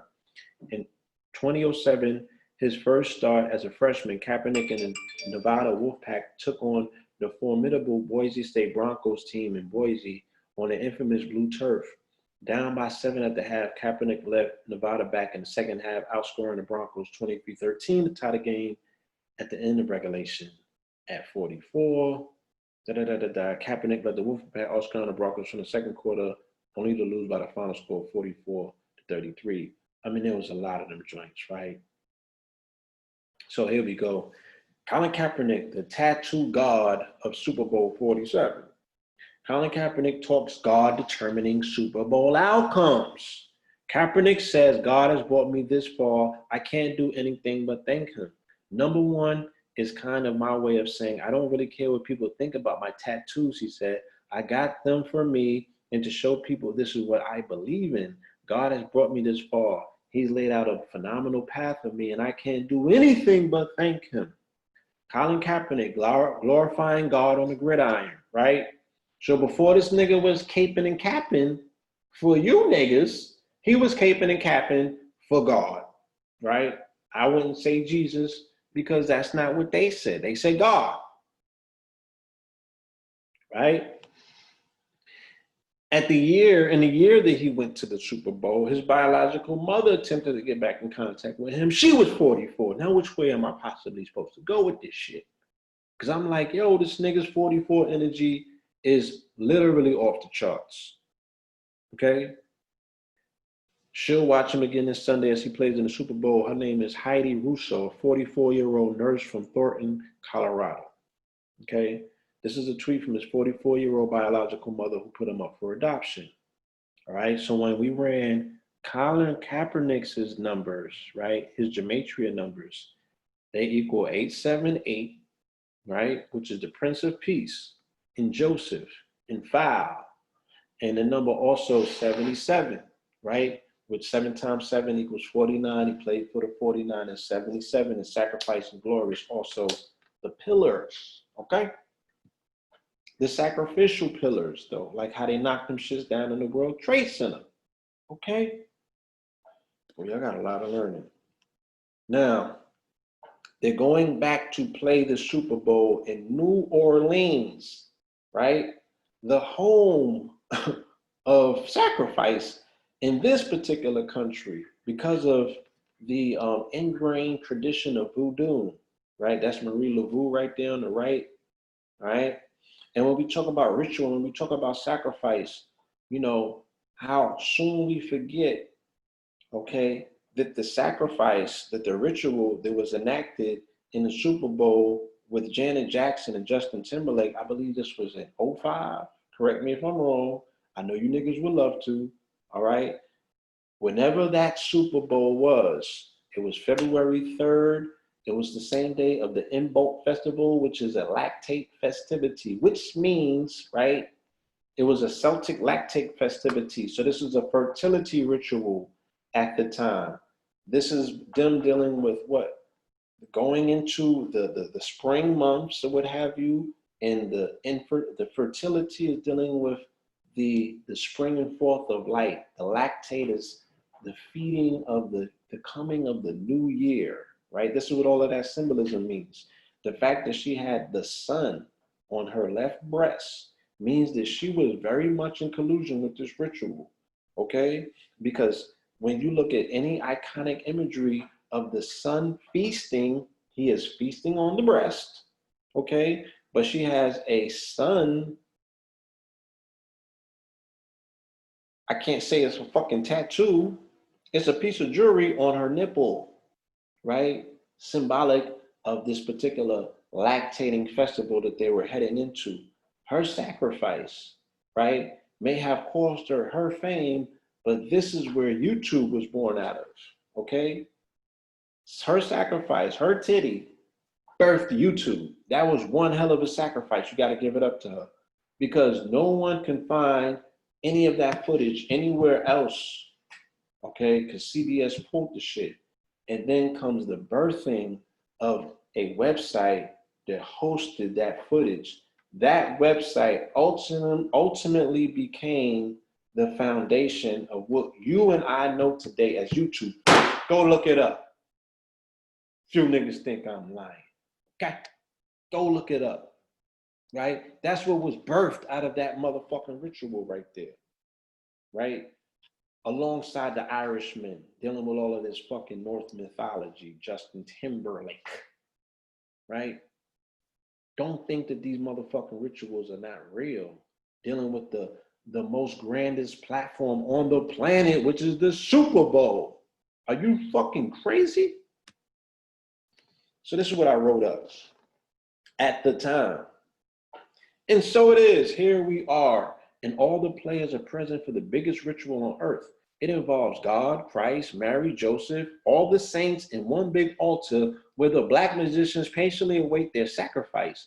Ray Lewis is resonating strongly with Yahweh energy. Not only has he invoked him continuously in his campaign for glory, but using gematria, we see Kabbalistically his jersey 52 equals Yahweh spelled out, and his name also holds Yahweh energy. That is an unprecedented correlation of mystical proportions, especially for someone who comes under so much scrutiny for his unexplained talent, i.e. the deer antler controversy. Do your research. I don't know how you guys forgot this shit. That number also resonates with the word Ben, which means sun, and Tipperith, which is the sixth sephirah on the tree of life, which equals to sun, right? Tupac energy. Remember Machiavelli with Tupac on the cross? You know what I'm saying? Tipperith energy. Barack Obama at the time, Tipperith energy. He hails from Mary's land and is playing in the land of Mary Laveau to be exact, when the saints, the San Francisco Friars of St. Francis of Assisi, i.e. San Francisco 49ers, come marching in to the home of the saints, they will be helmed by Colin Kaepernick, the Scorpion prodigy experiencing his meteoric rise to fame. The Phoenix, or the rising sun, from the Golden State, repping the Golden Gate. He Kabbalistically equals the number 876, which equals Prince of Peace, which explains his Christ energy shining through. The fact that both of these players have constantly invoked God into the collective consciousness of the populace is not up for dispute. The question is why, and what does it have to do with the outcome of tonight's game? He has even went to the lengths of having scripture scrawled all over his frame to bring attention to his beliefs. And according with his name and his personage, 876 also equals fowl or the game bird. The game bird or the fowl is normally the one selected for the sacrifice. Christ makes the ultimate sacrifice, and New Orleans is the ultimate altar. Saint Assisi is one of the most revered saints because he was the first one to experience stigmata, the evidence of Christ's sacrifice for the world's sins. The 49ers or 49 is 7 times 7 or 77, and 77 equals sacrifice, you see? His number also equals to Joseph, the father of the Christ, right? Just like we said. So his number equals Joseph, the father. Ray Lewis equals the son. In this mystical, magical matchup, we are seeing the energies of the father versus the son, light versus the dark, the Moors versus the church, and the grand old sacrifice being coronated by Beyonce Knowles returning to her Creole roots of Louisiana. The silvery moon is casting a reflection of a sun principle as the bird of death descends. Time for an offering. God damn it. The demonization of Ray Lewis is in full operation. As the proverbial set figure, he has been given his horns amidst accusations of using deer antler spray. But he is no stranger to horns, not only by way of him constantly being scrutinized about his involvement in a double homicide 13 years ago, but also his astrological birth sign is that of a Taurus, a bull. His quarterback, Joe Flacco, is a Capricorn, which animal totem is the goat, and ruling planet is Saturn, which of course is the Satan of set of legend, the horny devil. So Capricorn and Taurus are dueling with the Scorpio, the opposite of Taurus, might I add, the Haru, or the golden sun from the Golden State, representing the city with the Golden Gate, whose colors are gold and red like the flaming phoenix that arises from the ashes. Look for a spectacular comeback from our Haru figure. All of this will be taking place under the Scorpion moon, by the way. Now, God damn it. If I didn't prophesize that shit, did he not come back in the fourth quarter? Right? Did the fucking stadium not go black and white? Huh?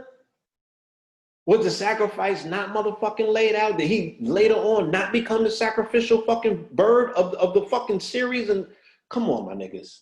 This is what I be talking about, right? This is what I be talking about. This should be hard for me to sit back and just look at this shit. And y'all want me to have normal fucking conversations? I can't have no normal conversation when I see shit like this unfold that I spoke about, what is this, 7 years ago, 8 years ago? Come on now. I need a fucking residency, man. Put me up somewhere, goddammit. Now, I don't consider myself religious at all, but I am awoke. I didn't say woke back then. I said I am awoke, right? So I can see a script being played out when I see one. This is the oldest one on the planet playing out for all of us to see. The rising sun, Horus Haru, versus the setting sun, Set. Look, don't blame me. You have to be a blind fool not to notice the religious/spiritual connotations they have heavily invoked by marketing this showdown. I am just showing you that one team's, let me stop. This was what I was writing, y'all, leading up to the Super Bowl, because I was creating educational packages for people who wanted to participate in my prophecies for a profit. All right, because niggas walked away with 5-figure motherfucking takes after this game based on my prophecy. All right, so this is what I was putting together as a presentation for fucking potential investors. Okay, I am just showing you that one team's sun's rays are setting while another team's are shining. You be the judge. My vote goes to the 49ers. Now, even though that's who I picked in my predictions, some people got the information and they was like, well, I feel more stronger about such and such because this nigga's sacrificial. They was able to read through the lines. I have my own personal opinions and I wanted to see Kaepernick win, goddammit. You feel me? Furthermore, if I was solely weighing my bet on the 4 vibrations, we can clearly say that the 49ers break to 13, which equals 4, and this game is taking place in 2013, or two 13s, which equals 44 or 444. So that alone had me looking at San Fran as the team to beat. If we dig a little bit deeper, so we can make sense of what we're seeing rather than guess or speculate, we know that the ancient saying goes, as above, so below. What does that mean, and what does it have to do with the Super Bowl? Well, in the cosmos, we have a configuration right now called Jupiter and Gemini. What that means is that we are more prone to bear witness to events or things that mirror one another or twin one another. Like you have a Hurricane Sandy, then you have a Sandy Hook. Both catastrophic in proportion, but catalysts for change. In the Super Bowl, you have two brothers, almost twin figures, in that they both have chosen similar path playing against one another, brother versus brother. But whoever wins, truth be told, they're playing for the same team, because at the end of the day, a hardball is going to win. Interesting analogy. Kaepernick has twin Michael Vick. As a Scorpio, he was able to absorb the Falcon/Eagle energy and morph it into his own personal powers, because as a Scorpion, he has the Phoenix powers to rise meteorically and embody the motif of the hero or the Heru for the whole world to bear witness. For my religious/spiritual heads, this would be equivalent to the sun rising in the west during this prescribed time that the whole world was looking for that sign on the horizon right after December 12, 2012. As a mixed seed, of course, he is mirroring or twinning the other messianic figure that has captured the world's attention, representing the West, but stationed in the East. Still in the West Wing, though, that being Barack Obama, who benefited from the last Super Bowl, which mirrored his election this year, defeating the governor from New England, and twinned his first victory 4 years ago when the Giants won in Arizona, just as he would pull the upset off and defeat the patriotic establishment who felt they were invincible because of their unblemished record of regular season wins. White males were always supposed to win, but anything goes in this postseason. So here we are at the big dance. Choose wisely. Just remember, the numbers don't lie. So therefore, I cannot lose. Right? We always got to invoke the jigger shit, right? Super Bowl. Okay? You seen it. Gemini and Jupiter. Right? Right? She was dressed up in that black and that white. Okay? Signaling the twinning, the Gemini aspect. She had the twinning motif on stage. What you think, that these people don't have a astrologer in their motherfucking corner? A cosmophysician? For real? You think so? Okay? And then you seen the stadium go half black, half white. What was the score at the time? The score was the timing, should I say, was 13-22. 13 is what? 4. 22 is what? 4. Is it not? I'm a fucking legend. Look at the flyer to the right, to the lower right. This year we guarantee a thrilling fourth quarter. How did they know that? Right? This is the Mercedes-Benz Theater before the motherfucking Mercedes-Benz Theater. Okay? Because don't they got the Mercedes-Benz shit in Atlanta now? So where the fuck was this at in New Orleans? Is it called Mercedes-Benz Bowl Theater and shit like that in New Orleans? So Superdome? It's Mercedes-Benz Superdome? My bad. Well, anyway, February 3rd, 2013. They got the 13 on fire, right, for the 4. This year we guaranteed a thrilling fourth quarter. So they on their 4-4 shit. How? Subtract the score. 28 minus 6. 22. Another 4. How's all these 4s popping up? How they split the motherfucking dome in half, black and white, right? Go back to the black and white. Look at Beyonce, right? They've been in fucking collusion with the NFL for a long time, my nigga. Are you fucking serious? You better stop playing. Super Bowl 47. Colin Kaepernick signs in losing effort, right? Colin Kaepernick couldn't fully lead the San Francisco 49ers back from a 22-point deficit against the Baltimore Ravens during Super Bowl 47 on Sunday, but his performance in the game should make Niners fans very excited about the future. The second-year quarterback went 16 for 28 passing for 302 yards and a touchdown and added 62 yards, yada, yada, yada, right? Colin Kaepernick threw the 49ers' first Super Bowl interception in the franchise's sixth trip to the big game, and it contributed to San Francisco's first Super Bowl loss. Although his performance in the 34-31 loss to the Ravens in Super Bowl 47 didn't exactly evoke memories of the flawless MVP performances of Hall of Famers Joe Montana and Steve Young, Kaepernick maintained his status as the NFL's most promising young quarterback. Now, listen, young niggas, okay? Because y'all didn't grow up when I grew up. So when I grew up, y'all, the 49ers was the motherfucking team to beat. When they went to the chip, you know, you talking Steve Young and Jerry Rice and who that other nigga? You know, Joe Montana, right? Chris Carter.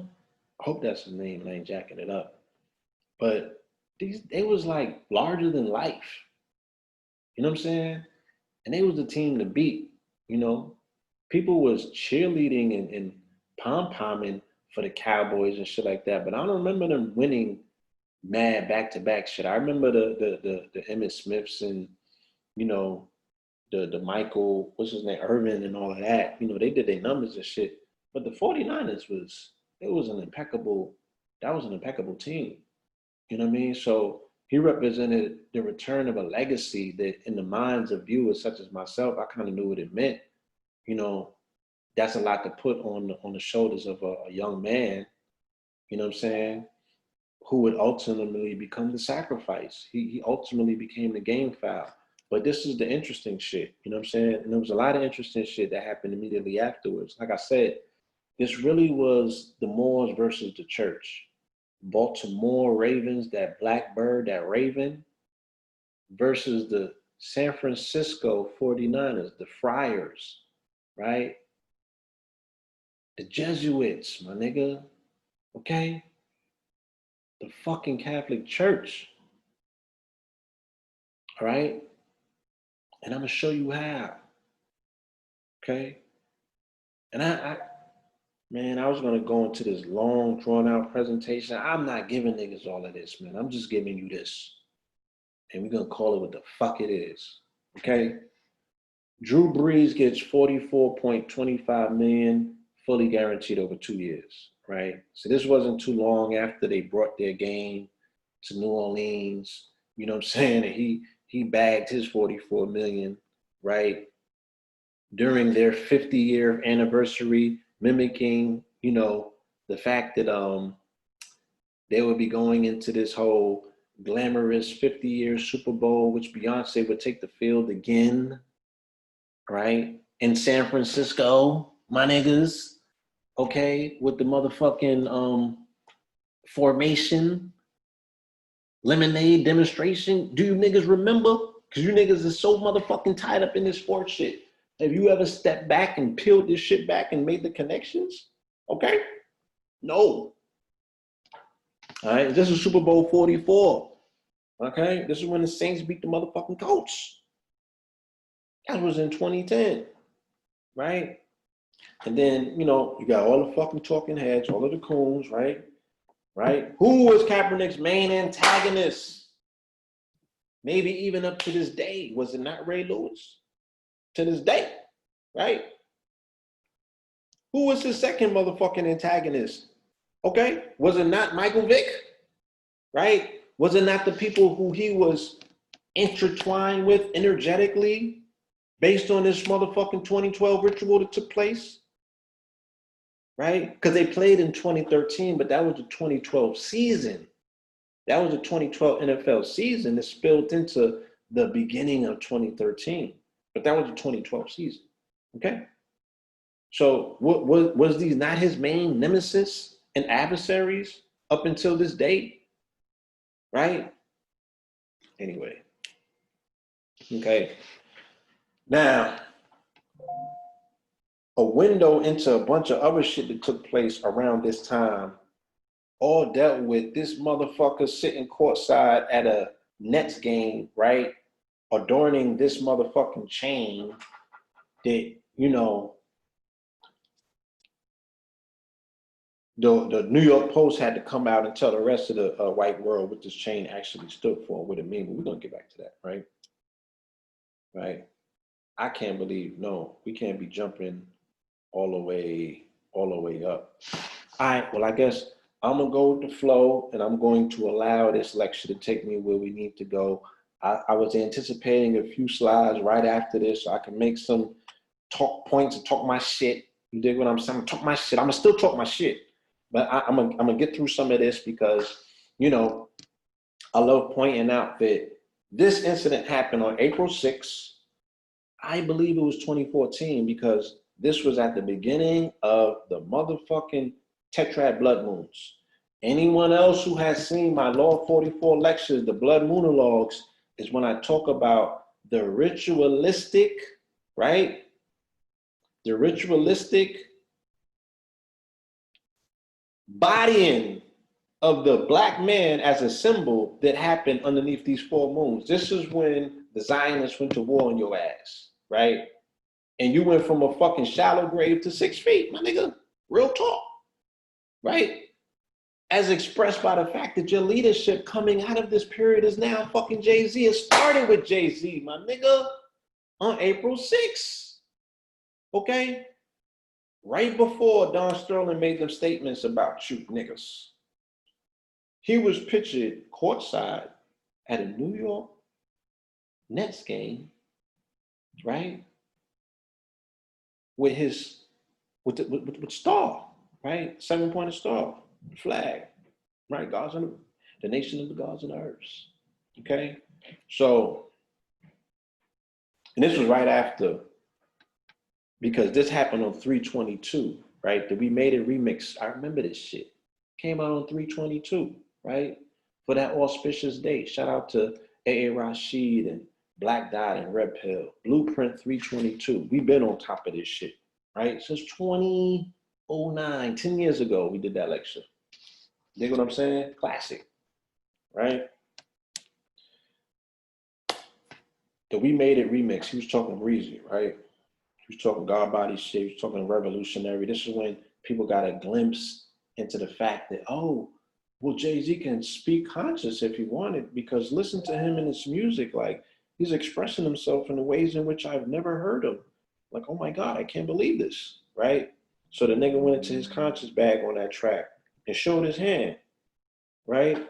In front of the world, in front of the white world, he showed his hand like, look, I know this shit. You know what I'm saying? Ain't nothing for me to talk this shit. I just, you know, I dust it off and I bring it out when I need to. You know what I'm saying?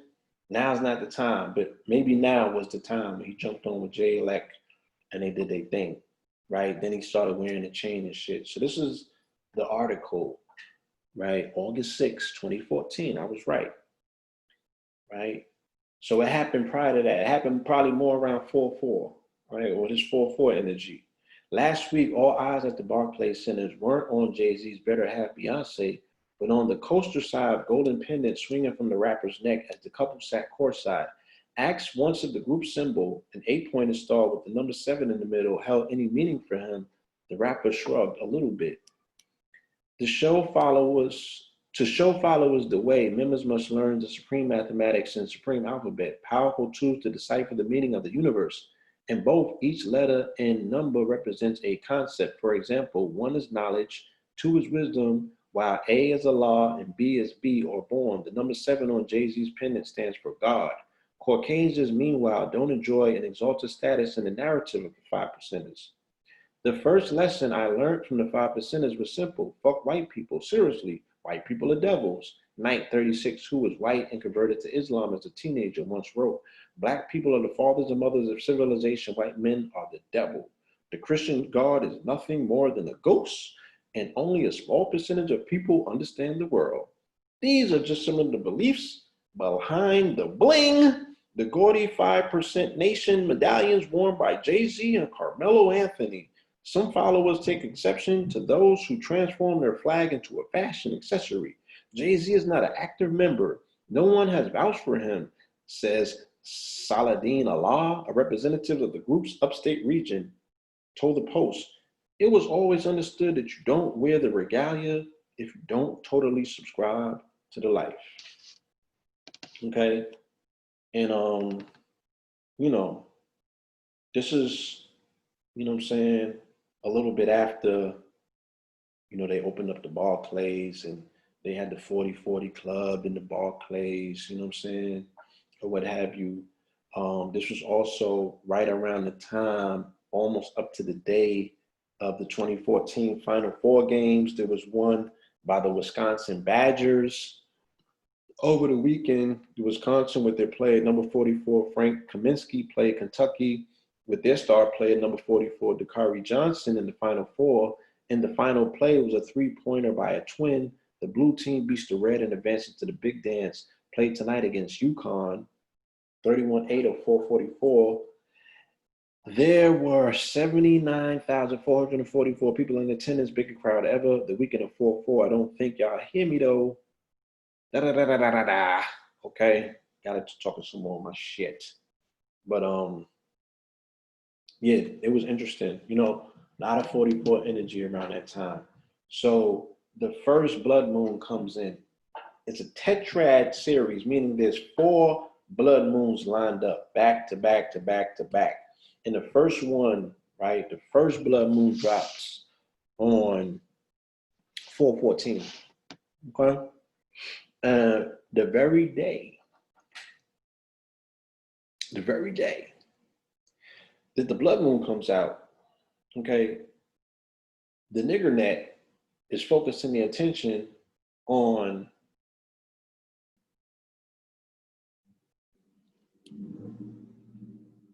the sexual exploits of one of the stars of Love and Hip Hop, right? 44-year-old Mimi Frost, right? Or Faust, which is very interesting. People understand theater and they understand literature and mythology, and you know who Faust is, right? So it's very interesting. But she was like cookie cutter good girl up until this point. You know what I'm saying? She had the most sensibilities out of all of them. You feel me? She was not necessarily ratchet. She was the baby mother of Stevie J, but she was the juxtaposition to Jocelyn. You know what I'm saying? Now everybody's attention was focused on her box, right? Focus on her blood, right? Because the vagina is encompassing or encasing, engorging a lot of the blood in the body. This is the box. This is where creation takes place. So our attention as a populace, as a people, Black America, the millennials, the influencers for that matter, was focused on this particular young lady and her vagina and her vaginal exploits with her boyfriend, Nico. Shout out to Nico. We grew up with him, right? So I find it real funny on a blood moon, you know what I'm saying, that the people are focusing on where she has her blood moon at. Okay? You know what I mean? This is where our energy was at. You know what I mean? She was 44 at the time. If you add her numbers up, it comes up to 44. You know what I'm saying? And then just a torrent of fuck shit started taking place with the imagery of Black men in America, starting off with Donald Sterling's comments. You know what I'm saying? Starting off with Donald Sterling's comments, talking greasy, okay, about these Black men, in particular, these Black celebrities, you know? Then it got a whole much more scarier. TMZ was just the forefront. It was the front page cover for the lambasting of Black masculinity, irresponsible Blackness, Black men not keeping up with their fatherly duties, Black men not paying their taxes, Black men getting beat up, Black men beating up one another, Black men getting thrown out of this, getting thrown out of that. Just disgusting shit. All of these blood moons, right? This is when Clive Bundy came out, you know what I'm saying, with the ranch and all of that. They was talking greasy about niggas. This is when Duck Dynasty was talking greasy about niggas, saying the niggas was happier when they was on a plantation under Jim Crow laws and shit like that, right? This is when Michael Sam was kissing niggas on TV, right? This is when, Jadavion Clowney crying like a baby. They were just lambasting niggas, right? This is when they got rid of Mark Jackson. Okay, remember him? Huh? Remember him? Okay. Michael Sam, Mark Jackson, right? Dealing with black male fragility in all of its motherfucking stripes. You know what I'm saying? Black male murder, murdering of spouses and shit like that. You know, black women's not safe nowhere, not even in her own home, right? This is when they started the campaign, because the shit with the barbecue and all of that, that wasn't the first one. It was people like this, right? Oh, this is when Justin Bieber came out, with his fuck nigga jokes and all of that, right? And niggas forgave him already, shit like that. This is when they started coming for Bill Cosby. All of this started under these blood moons. You dig what I'm saying? All of this started under these blood moons. You dig? 415, should I say. It's when the first one happened. So they wrote entire prophecies about the blood moons, right? This is when the Zionists got together with the evangelicals and they started talking about Israeli prophecies for Israel, for that matter. Okay? And these are the most opportune time periods for them, right, to establish the might of Israel as a nation. You know what I'm saying? In reference to its biblical revelations of it coming to power so they could bring back the coming of Christ in New Jerusalem, right? And all of these blood moons fell on very auspicious dates in the Jewish calendar, whether it be Sukkot or Passover. Okay, of course, with the fourth moon, the third out of the four moons falling on 4/4/2015. Okay, that's when he did another cop killing. I'm gonna get to that. You know what I mean? So all of these blood moons have very key meanings, like I said, in the Jewish calendar. And they look back into when all other propitious moments in Jewish history took place, and they all happened on or around blood moons. Okay? So they're looking for the signs to say, yo, what's going to pop this upcoming blood moon? Because all of the other blood moons have been instrumental for us, you know?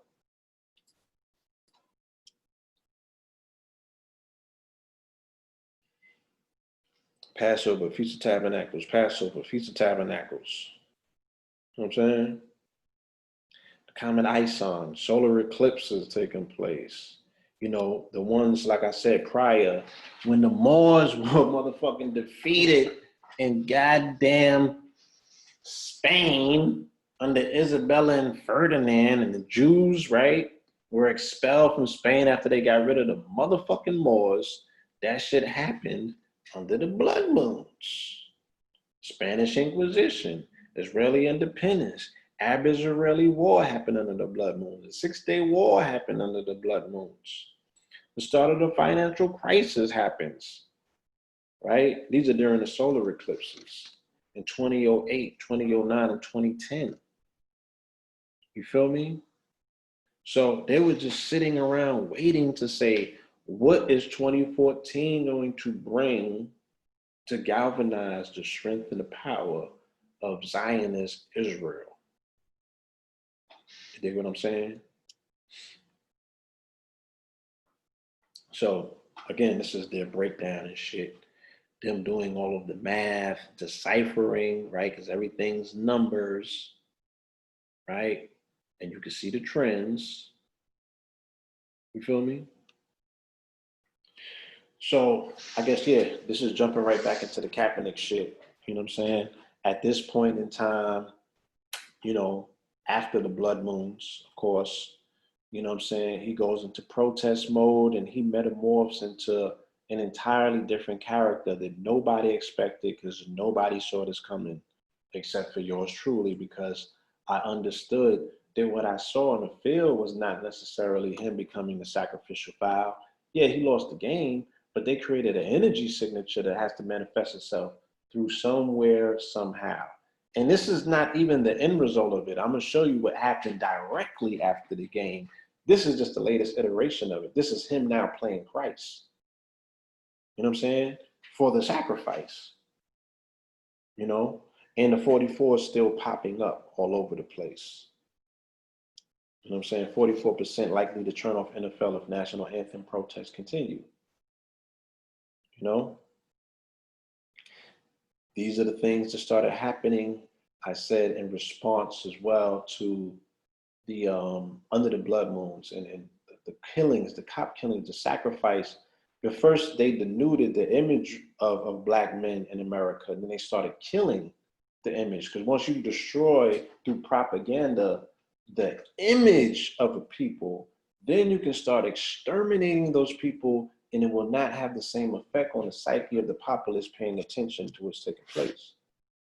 You know what I'm saying? Yeah, Harlem is a 44 resonator. Obama, of course, is a 44 resonator who ran with the message of hope, which equaled 44. But kill is a 44 resonating number, okay? Number of fatal shootings of police officers is up 44%.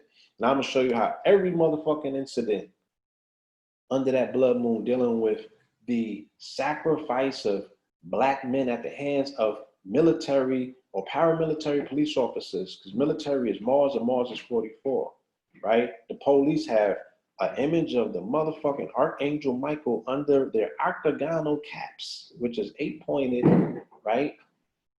And they're resonating with that energy and that frequency, okay? So Micah X, okay, was the individual who martyred, okay, some of our brothers that got killed at the hands of the police when he put that work in Dallas, okay? Okay, get into all that. Baton Rouge, right? This is Gavin Long. He was martyred by putting the work in. So like I said, this is Katrina. This is that scene of Katrina.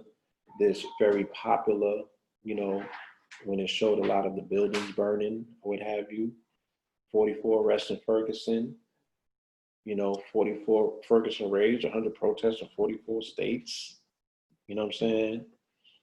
Even when we go to the longitude, latitude line of Ferguson, we see the 44 parallel line it was on. Protesters blocked I-44 at Grand in both directions. 44 policemen hurt in Marcellus Baptista riots. This was on the day that, was killed. Michael Brown was killed. This was during, I think it was a full moon, right? A new moon or a full moon. And directly across, because he was in Missouri, which is St. Louis, all of that is French. You know what I'm saying? They had riots in France at the same time. In Marseille, Bastille, 44 policemen were hurt in that particular incident.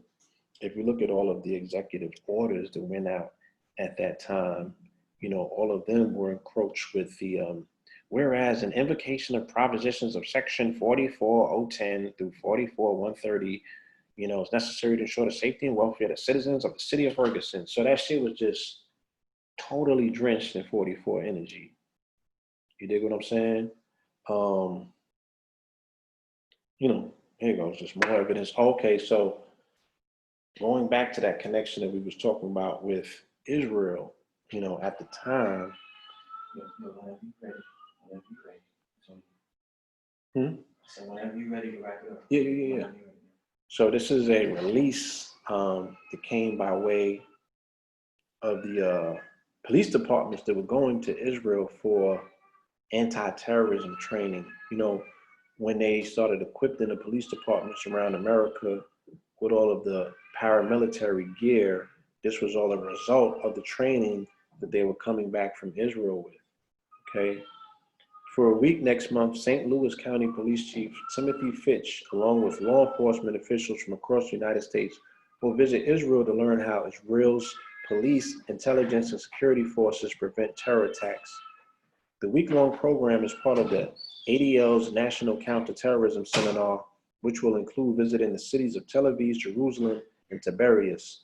The ADL delegation consists of law enforcement leaders from the largest police departments in the United States, as well from the nation's capital, from federal agencies, including the FBI and Immigration and Customs Enforcement. That's ICE, niggas. Over the course of a week, participants will be briefed by senior members of the Israeli National Police, as well as officials from the Israeli Defense Forces intelligence security organizations. Chief Fish stated, our department currently houses the St. Louis Terrorism Early Warning Group, which is the region's fusion center serving the city of St. Louis and 7 counties in Missouri and Illinois. The fusion center combines the efforts of law enforcement, local, state, and federal, public safety, and private entities with the primary goal of gathering and sharing information concerning homeland security, national and statewide level terrorist risk assessments, and the dissemination of generated information as an ongoing process. We serve the region with a multi-jurisdictional approach emphasizing the protection of critical infrastructures. Chief Fitch added, we also discuss contemporary counterterrorism issues facing the people of Israel, such as the bombing of a bus station yesterday in Jerusalem. I am confident that this will be a unique learning experience offered nowhere else in the world. I consider it a great honor that I was chosen to attend. Right? So they've been ready. This was in 2011 when they had this training. Okay? Even though they said U.S. violent crime is lowest in 44 years and a half, the rate in 91. So why have we become the United States of SWATs? Right? All of the iconography disassociated with that time period under these blood moons. The rise of the motherfucking Black Lives Matter and the D-Rays and all of these other, operatives. Okay? Let's go to Freddie Gray, 44 hours in the Baltimore jail for filming the police. They came up to New York and put that work in, after that particular incident, and that starts the whole Blue Lives Matter shit. If you see on the police shields, you see the 44s, you see the 45s, or what have you. You dig what I'm saying? Blue Lives Matter more, right? The blue gang or the blue blood Democrats would have you responsible for that, right? But let's just take a look, because we only, notice the ones that we see that are dragged out in front of the public or front of the public eye to say, these are the cases that we should be pretty much focusing on. And, no, hell no, a lot more people died at the hands of the police under these blood moons. You know what I'm saying? Look at the body count. Look at the body count, right? The shit looks like a slave ship, right? All of these bodies, all of these are people that got clipped by the police. This is just in a 1-year period.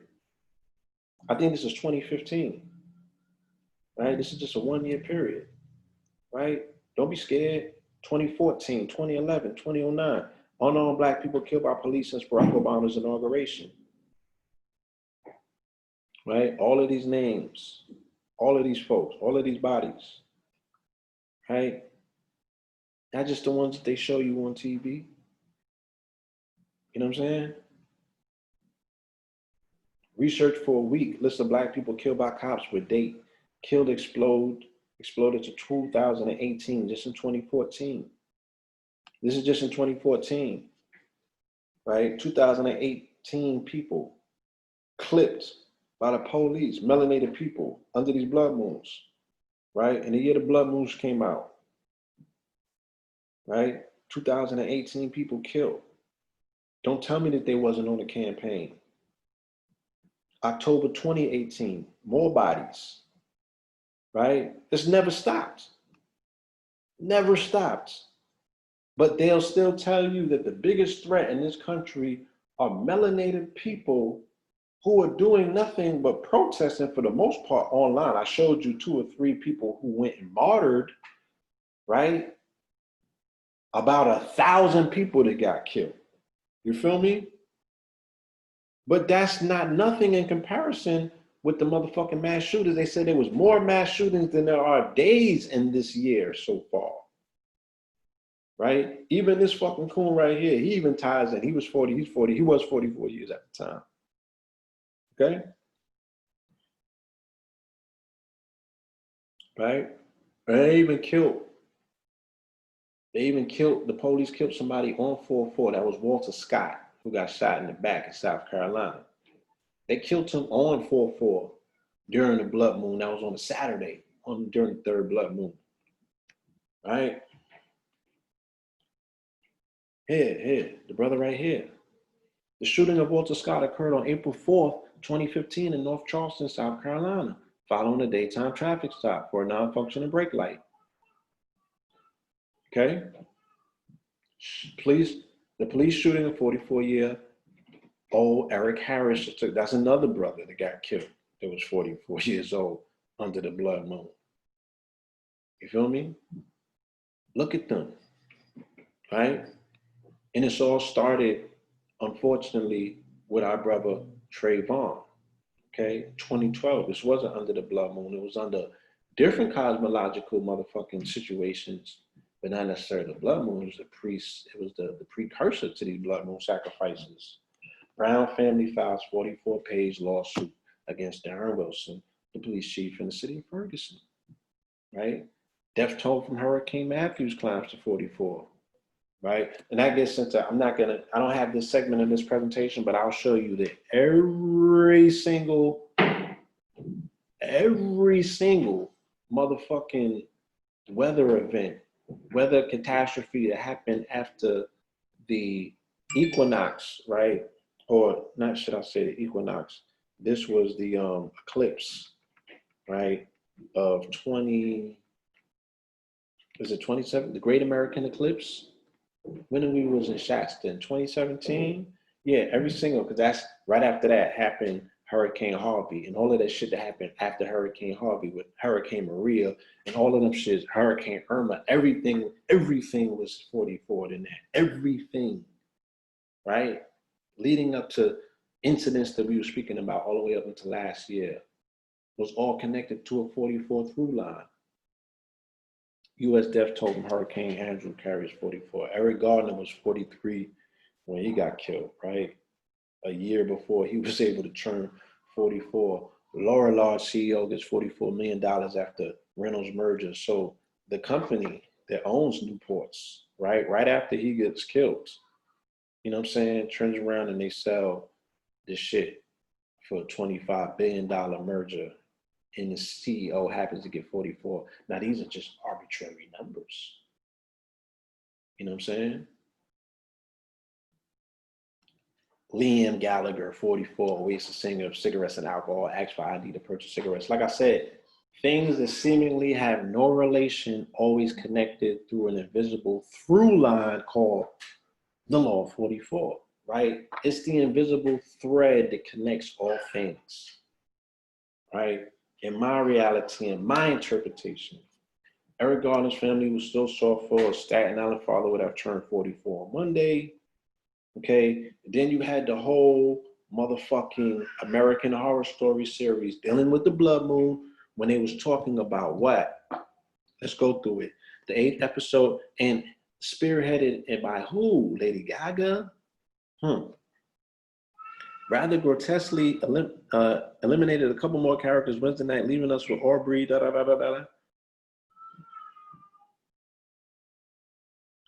Pigman, just one person, innovative production. All right, so the Blood Moon series, they were speaking about how they were able to capture the spirits of slaves, of dead people. You know, they were really just saying that these were the times when we do our motherfucking rituals to make sure that your ass ain't going nowhere, okay? Because we're gonna utilize that spirit force for some elongated rituals, okay? And that's what the fuck was going on. So like I said, it all started in 2012 with Trayvon, who they ritualized, utilizing the 44 energy, okay? Starts with him. And it has not stopped to this day.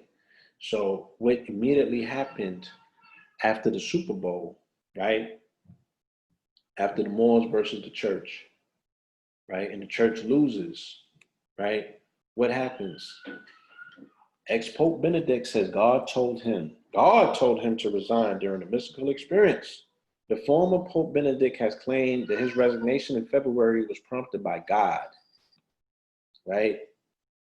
February 2013, immediately after the Super Bowl, immediately after Kaepernick and the 49ers lose, this nigga resigns because he said he got a mystical download from God.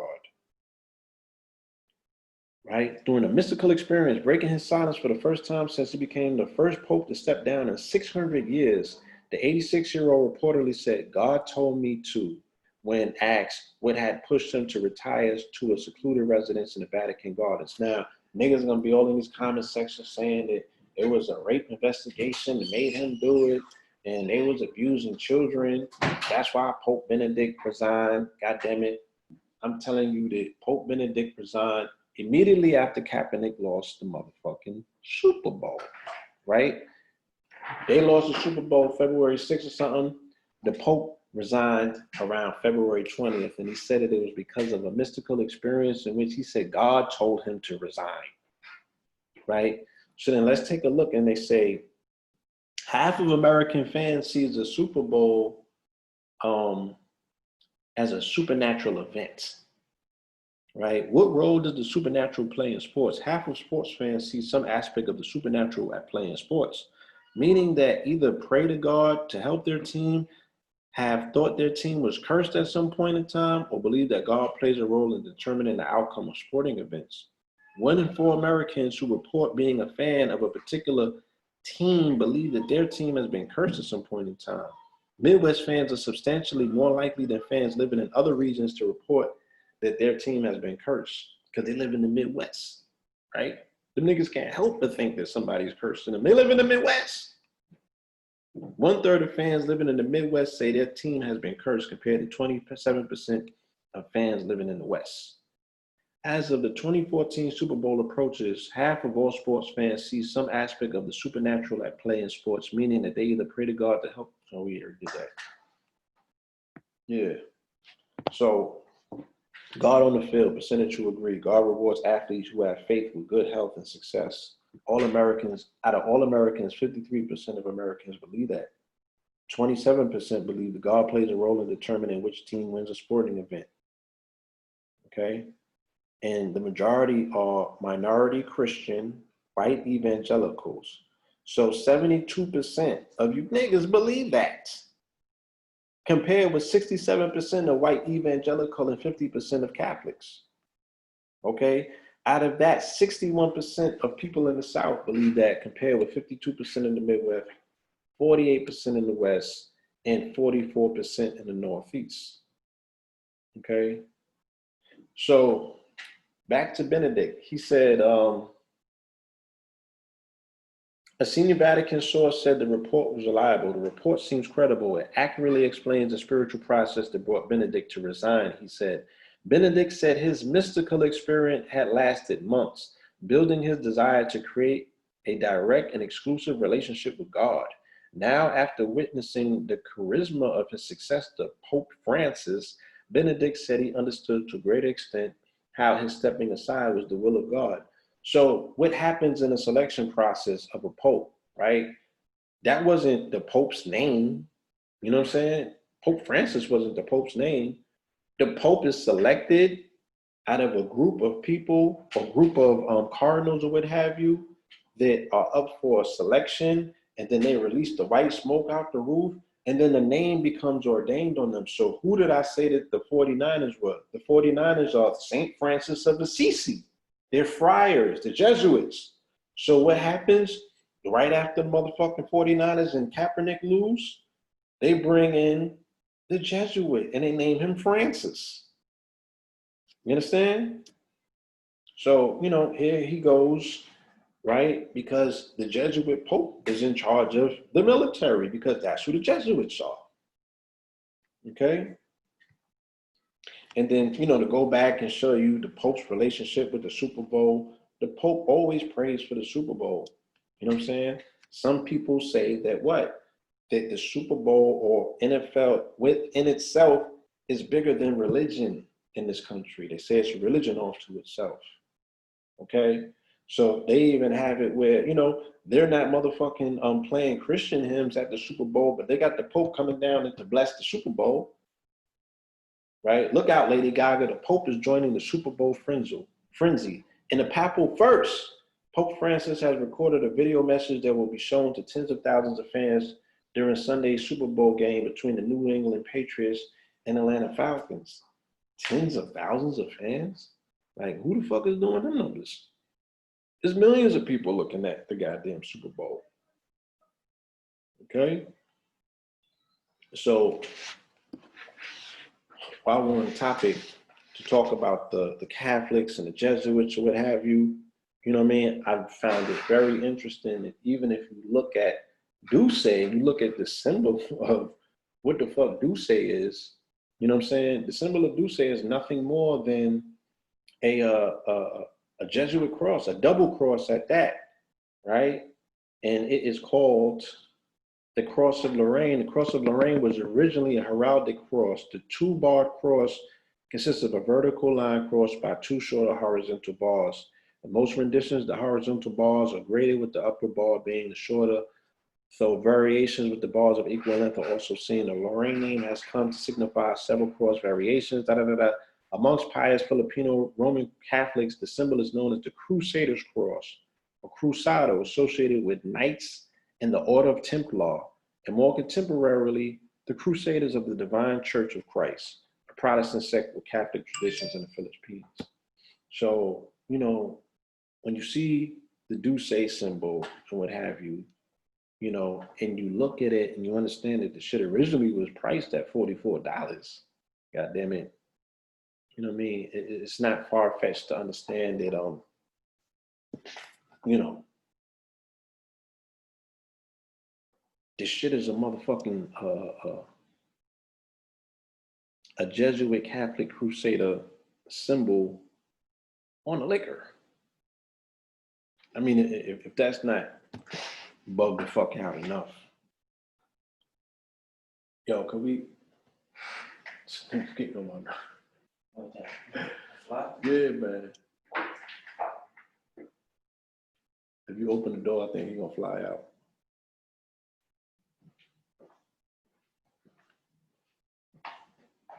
Right. And of course, it's always worth noting that, you know, when I was speaking about the origins of, you know, all of these blood moon prophecies and its energy, still, yeah, he just flew past. There you go.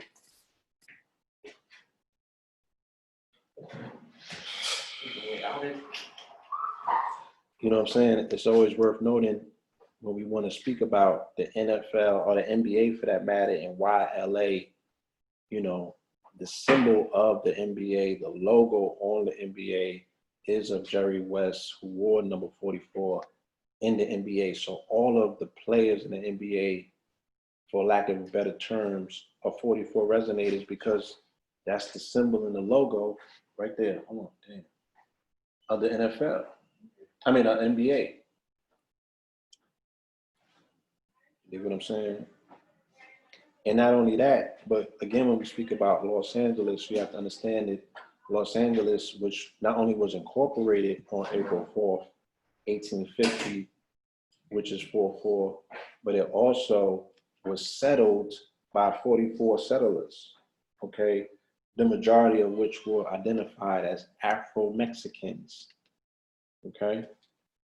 Los Angeles pobladeros, or townspeople, were a group of 44 settlers.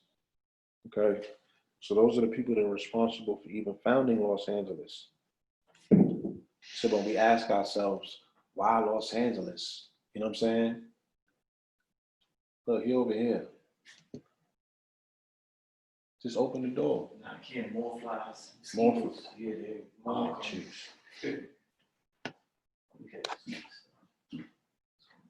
You know, but we'll take it one step further and we'll say, okay, that's one thing. Now let's rewind the hands back in time and take it back to Brooklyn, where our brother got his start from, right?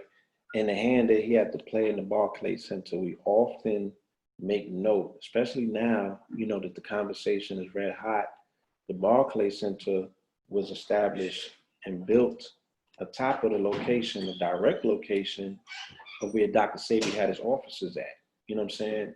And not only that, but the Rockaway store specifically is built literally on top of that location, right? Harriet's Alter Ego is a store that came after the Usha Herbal Research Institute relocated, but after they tore down Harriet's Alter Ego and they built up the Barclay Center diagonally, directly across, because I used to sit in that window and look at Triangle Sports directly across the street. And if you fucking look directly across the street, that's where you would find the Rockaway store. I don't know if it's there anymore, but they put that store directly on top of it, you know? And, you know, worth noting that that particular location was originally called the Ogun Healing Institute, or Ogun Herbal Research Institute for that matter, later on referred to as the Usha Herbal Research Institute. So even when you see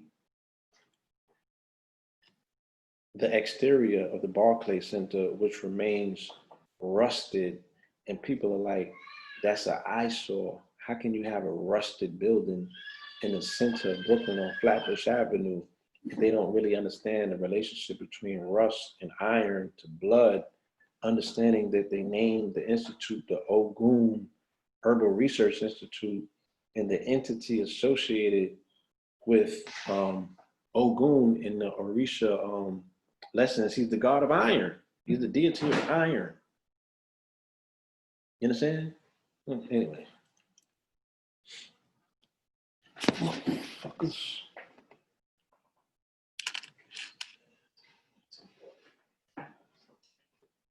Well, I need mad slow, man. It's a fast fly. Yeah, so, you know, case in point, like, even look at this synchronicity. When they brought the 444 tour back to Brooklyn to play at the Barclays, they did this shit on Sabi's birthday, Sunday, 11/26 at 8 p.m. You know what I'm saying? So, goddamn, look at what them tickets was going for. Shit. And in the Barclays, you know, the Nets had a mascot. They had a #1 fan. They called him a super fan. And the super fan's name was Jeffrey Gamblero, and he wore the number 44. And he experienced an unexpected death. So they always have like a day for him when the entire stadium is decked out in 44s all around that stadium. I just found that was very interesting. You know what I'm saying? Looking at some of the artists that are closely related with that roster, you know, that came out with music during that time. You know, you look at our friend right here, J. Cole, the 44s in his eyes. You know, you look at Meek Mill, even with his 4/4 mixtape. You know what I'm saying? You look at Drake at the time with the 44 22s and what have you. Feel what I'm saying? So I don't really know if I'm gonna go all the way past the, you know, because we already at, I think we damn near 3 hours in, you know? And I think that we've done a sufficient amount of work here just to establish a relationship that can't be denied or just pushed into the bin of coincidence. You know what I'm saying? And we can continue this conversation at another time. You feel me? So I'm gonna just leave it here. Well, let's just talk about this real quick. The fact that art and entrepreneurialism equal American dreaming. You dig what I'm saying? So this rehashing, the fact that the American ideal is that you do your dirt first, you know what I'm saying? You make your money, then you get into politics and you clean your hands. You feel me? So I kind of think that that's what we're looking at here. You know, the fact that social justice and all of these other platforms, you know, not necessarily that they have become commercialized, they've always been commercialized. You know what I mean? And of people who have no agreed upon direction and no agreed upon leadership are always open for infiltration. So the same way in this picture, the way that I'm showing you that they're dressing up for Halloween, like activists, Jay-Z and Beyonce, it's the same thing that they could do in a corporate boardroom and dress up like activists and social justice warriors and shit like that and move the narrative in the best way that they want. So, you know, someone who built $1 billion career off of cocaine and drug dealing can turn around and say the war on drugs is an epic fail and write an op-ed in the New York Times. You dig what I'm saying? And this nigga still signs coke dealers that are active in the streets and in music to this day. You feel me? But he got op-eds in the New York Times saying, you know, the 44 year, because the time when he wrote about this article, right, the fucking drug war was 44 years old at that, right? 44 years of the failed war on drugs with the taboos breaking. That's Richard Branson. Disastrous 44-year war on drugs and ignoring the evidence. So they wrote all of these articles about Richard Nixon and the war on drugs and the failed war on drugs and shit like that. You know what I'm saying? He can put out the Khalif Browder documentary. You know, he can tell you niggas they about to close Rikers Island. You know what I'm saying? Obama fundraisers and what have you. Venture capitals to invest in startups, in which he just put $1 million up for a Black-owned vegan cookie company, you know. $1.5 million to Black Lives Matter and social justice groups. You dig what I'm saying? Trust funds for Sean Bell's children. Jay-Z and the Weinstein Company produced the Trayvon Martin projects. You dig what I'm saying? This particular article was dispelled. This is not true. He didn't create a $15 million trust fund for Nipsey Children's or what have you. But let's go through this particular avenue real quick so we can end this off, because I'm gonna be like, you know, Jay-Z becomes the first rapper to be inducted into the Songwriters Hall of Fame. And the thing that's so interesting about that is that he's not technically a songwriter because he said he don't write his songs. You know what I'm saying? He writes his songs in his mind, right? He said, I'm the man that writes checks with the hands that don't write. Okay? So he's able to construct these entire montages and universes and what have you by an invisible pen. And that within itself, you know, especially not only as another artisan or what have you, but just in general, you got to step back and say, if you understand the African emphasis on memorization, you know, how important that is, that within itself is genius. Okay? So this man who has been able to construct entire narratives, you know, enough where he becomes inducted into the Songwriters Hall of Fame is identified as someone who doesn't write themselves, who doesn't write that music, right? And when we look at this whole aspect and this breakdown of the literal or the liberal arts, okay, in the use of the quadrivium, right? Let's break down the quadrivium. We could talk about the trivium first. We're talking about logic, grammar, and rhetoric, right? And I've said on numerous occasions, you know, that when you look at hip hop in particular, you look at rap in particular, you look at the freestyle artists, not so much the battle rapper of today, because the battle rapper of today is just utilizing memorization, but the battle rapper or the freestyler, the person is freestyling while battle rapping. That to me is the apex of not only of hip hop and of rappers, but that is the apex of the ability of the human mind to utilize all of these faculties simultaneously. And when you look at the quadrivium, even when you look at the 7 liberal arts and masonry, that being grammar, rhetoric, logic, arithmetic, geometry, music, and astronomy, this individual is utilizing all 7 of those faculties simultaneously, right? To come up with a jousting, because he's at war, he's battling. You know what I'm saying?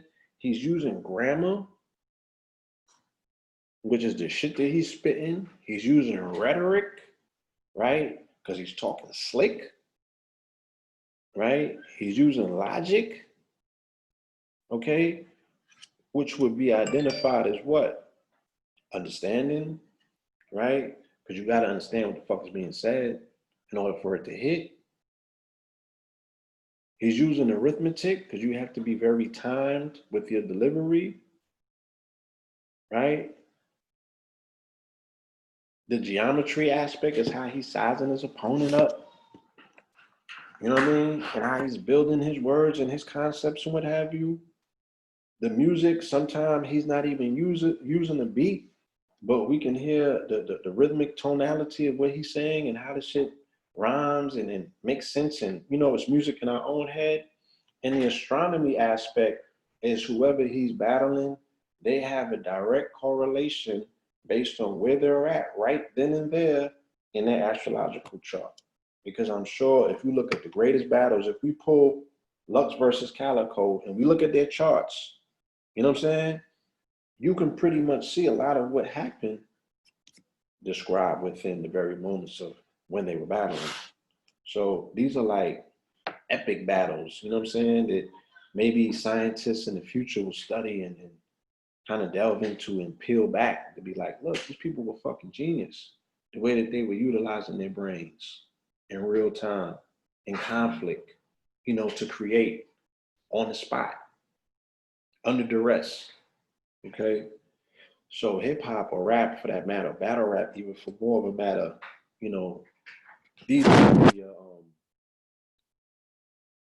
some of your artisans that are like Shakespearean, if you will.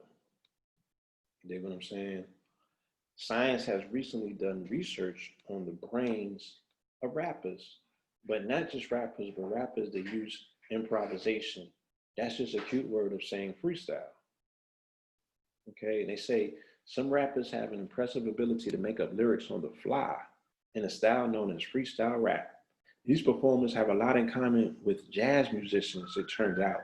Scientists have found artists in both genres are using their brains in similar ways when they improvise.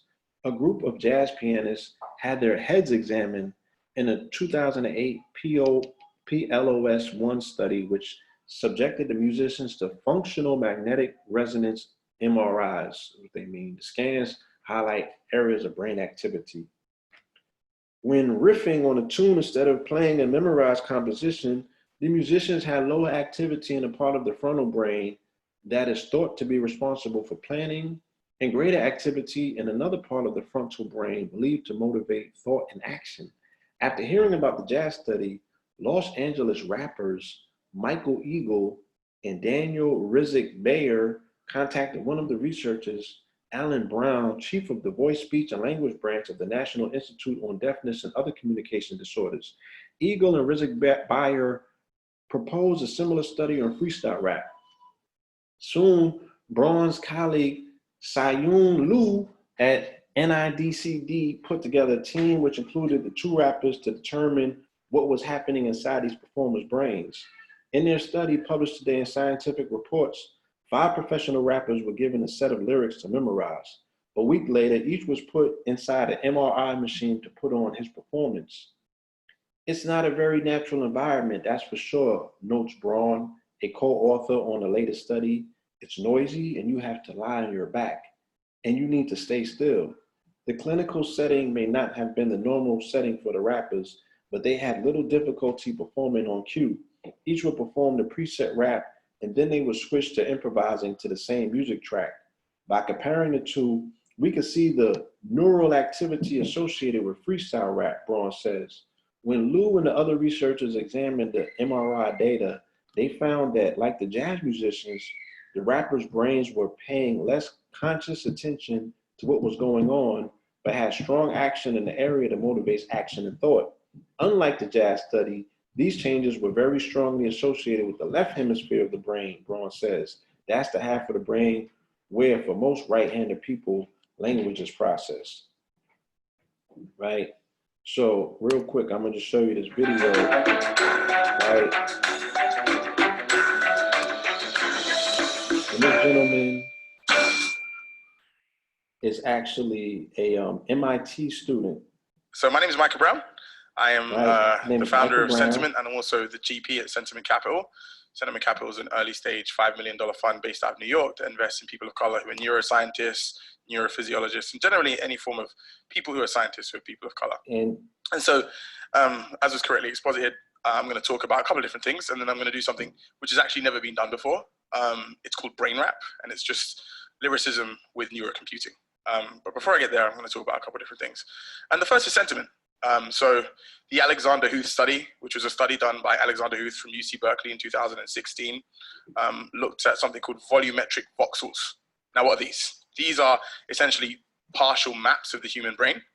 And this particular study looked at the ability to project words into these volumetric voxels. So the best way to think about this is if 6 of us got together in a room and we started talking to each other, we could start predicting what one another were going to say because we had a shared understanding of the world.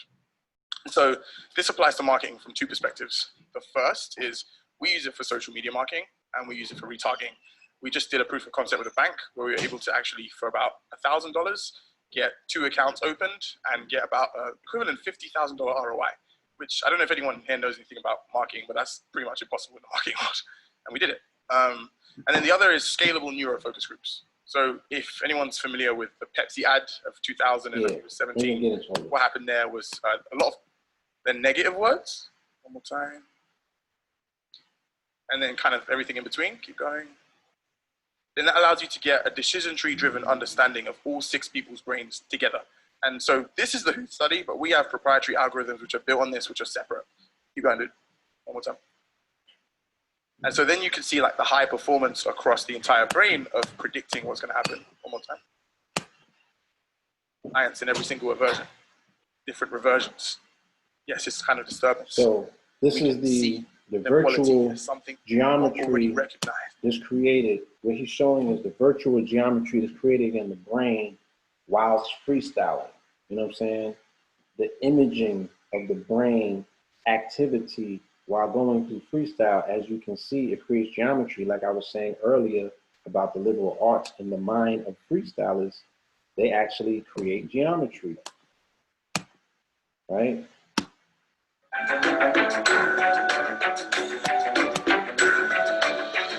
And he's the first to ever do this. Part of the 6. I see myself as the 666. Apparently, that seemed partly sick. That's an ascendant for mental reversions and mental disturbance. Those who are left behind by neurodegenerative, neurophysiological, medial degenerative lines.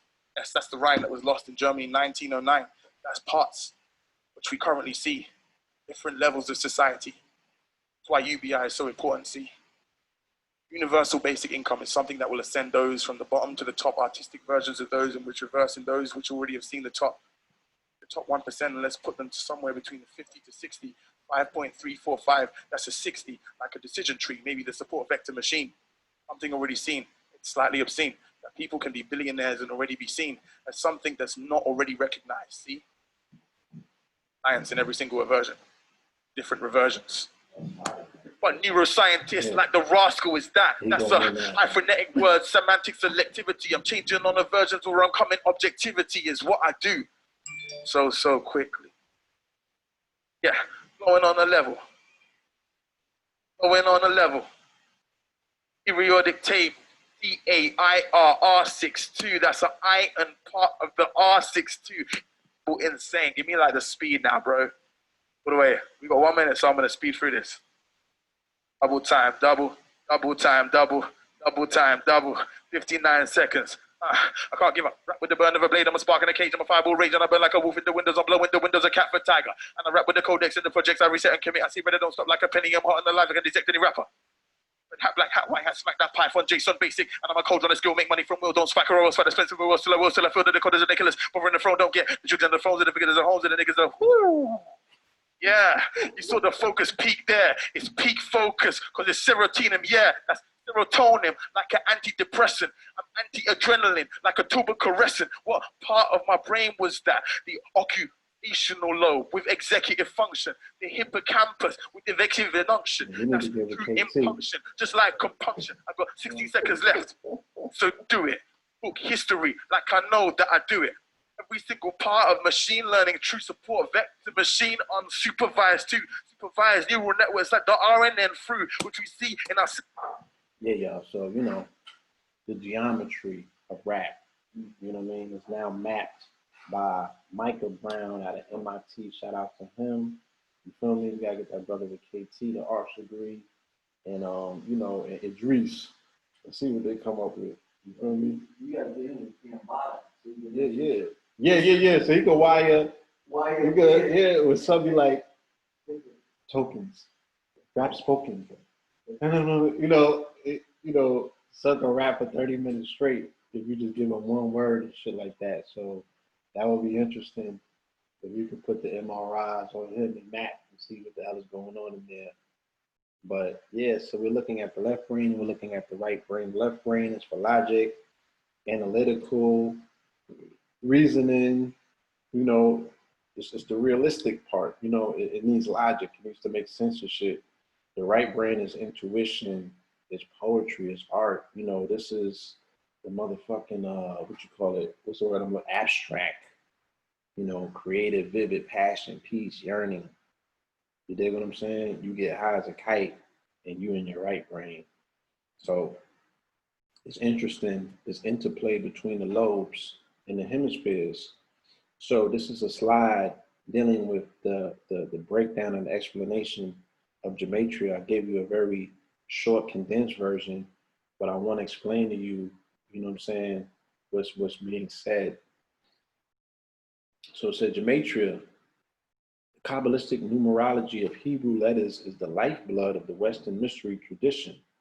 It is a system for investigating Hebrew words and names and learning their secret sense by examining the numerical value of the letters of the Hebrew alphabet, which Israel regarded called the alphabet of the angels. This system relies on the fact that Hebrew is an alphabet in which letters stand for numbers, but there are no separate symbols for numbers. Words which have the same numerical value are often thought to have a significant relationship. The ancient Hebrews devised several methods of using these letter values to encode layers of special meaning into their sacred texts and mystical teachings. Thus, the literal Kabbalah, which specialized in using these techniques to interpret Hebrew scriptures, came into being. In addition to straightforward gematria, the literal Kabbalah includes the more complex techniques of Notarakwan, creating and unraveling acronyms, and Tumara, transposing letters in a manner similar to cryptography to ascribe and uncover the hidden import of words. Consequently, the literal Kabbalah is the perfect complement to the so-called unwritten Kabbalah, which deals with the study of the symbol known as the tree of life. The elegance of this Kabbalistic symbol system has always been evident to Western occultists, such as Eliphas Levi. On penetrating into the sanctuary of the Kabbalah, one is seized with admiration at the sight of a doctrine so simple and at the same time so absolute. The necessary union of ideas and signs, the consecration of the most fundamental realities by primitive characters, the trinity of words, letters, and numbers, a philosophy simple as the alphabet, profound and infinite as the logos, theorems more luminous and complete than those of Pythagoras, a theology which may be epitomized by counting on the fingers, an infinity which can be held in the hollow of an infant's hand, 10 numerals and 22 letters, a triangle, a square, and a circles. Such are the elements of the Kabbalah. Such are the primary principles of the written word, shallow of that spoken logos which created the world. And that comes from a book called Transcendental Magic. Hebrew is not the only alphabet to use the numerical value of letters to decipher the mystical meaning of words. Greek has also been used by the Western mystery tradition for this purpose, right? Isophysis literally equals stones, or Greek gematria, as it is often called, relies on an even greater range of numerical letter values. However, its use in esoteric circles has never been as popular as that of Hebrew gematria. Aleister Crowley, whose Sefer Sephiroth is a staple in many magical libraries, planned to write a comprehensive text on Greek gematria, but never got around to finishing it. His notes on the subject were later compiled and published by the OTO, but they were neither complete nor, in some instances, accurate. In addition, Crowley did not find Greek gematria as satisfying as its Hebrew counterpart. Author David Godwin, whose seminal book, Godwin's Kabbalistic Encyclopedia, should be considered a required reading for Western esotericists, also wrote a book entitled Light and Extension, Greek Magic from Homer to Modern Times, which gives a section listing in numerical, a number of relevant Greek words and numerical values. So that's one of the books that we use when deciphering words in gematria. We use the Godwin's Kabbalistic Encyclopedia, okay? So interestingly enough, when you go to the gematria of the word brain, it equals 44. But even more interesting, when you go into the science of the brain, in particular, what's known as the Broca's area, right? You find that together with the left hemisphere, BA44, BA44, BA45, BA44 comprises Broca's area, a region involved in semantic tasks. Some data suggest that BA44 is more involved in phonological and syntactic processing. Some recent findings also suggest the implication of this region in music perception. Recent neuroimaging studies show BA44 involvement in selective response suppression and gold node tasks, and is therefore believed to play an important role in the suppression of response tendencies. Neuroimaging studies also demonstrate the area 44 is related to hand movements. So in so many words, what they said is that the production of speech and language in the brain all occurs in the area known as Broca's area 44, which also is responsible for hand movements. So you know how when niggas rap and they use their hands? Yeah, all of that is dealing with the law of 44. You know what I'm saying? So what is the Broadman's or the Broca's area 44 responsible for? Language production, syntax, semantics, fluency, grammar, memory, encoding, and comprehension. I mean, can you rap without any of that shit? Can you rap without, any hand movements? You know what I'm saying? You can't do it. And you can't, it's responsible for music perception. So it should come as no surprise. All right, some more shit. Area 44's main job is language production and is responsible for several language production tasks. Just to name a few, these include speech intonation, express emotions, articulatory complexity, tactile imagery, goals, sentence comprehension, word generation, syntactic, episodic, and working memory, linguistic fluency, grammar, and many more. Okay? So stop asking me what the fuck 44 is about. I just gave you like 15 reasons that, because like I said, it's what? Seemingly unrelated things that are always tied together by this number. So in gematria, the brain equals 44. Okay, and then in the area of the brain, which is denoted by 44, is responsible for all of these things. So when you go to the parts of speech in English, there's 8 parts, right? But when you go to the phonetics of English, the phenoms of what they call, it's 44 of them. Here they go right here, 44 phenoms, right? So this is how you hear the sounds of language, the 18 consonant sounds, the 5 short vowel sounds, and the 6 long vowel sounds. You can't speak without it, right? So language within itself is 44. When you go to music, what is music but an expression of 44, right? Why is 44 seemingly the default time signature for human music creation? Right? They say the common time, 4/4 meter. The most common meter in music is 4/4. It's so common that its other name is common time. And the 2 numbers in the time signature are often replaced by the letter C. In 4/4, the stacked numbers tell you that each measure contains 4 quarter note beats. So to count 4/4 meter, each time you tap the beat, you're tapping the equivalent of 1 quarter note. Okay? And then when you go to the C, in the music note, it corresponds with a color and it corresponds with a shape. Okay? The color that it corresponds with is orange and blue.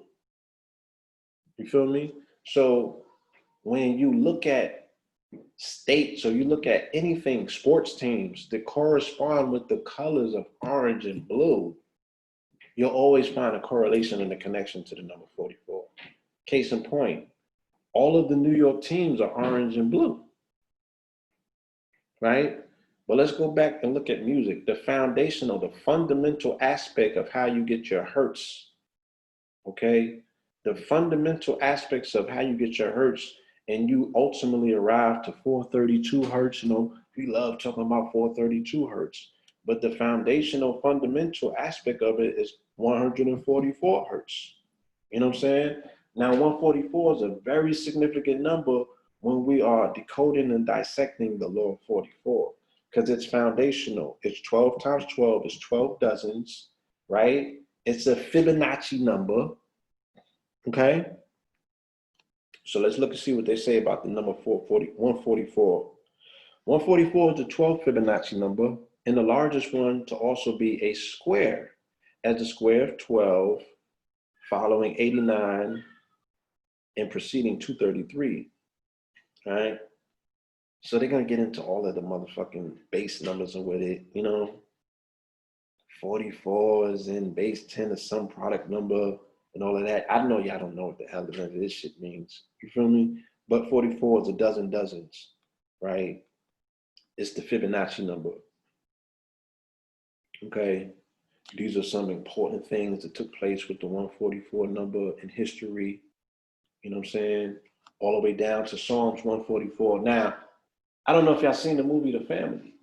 You dig what I'm saying?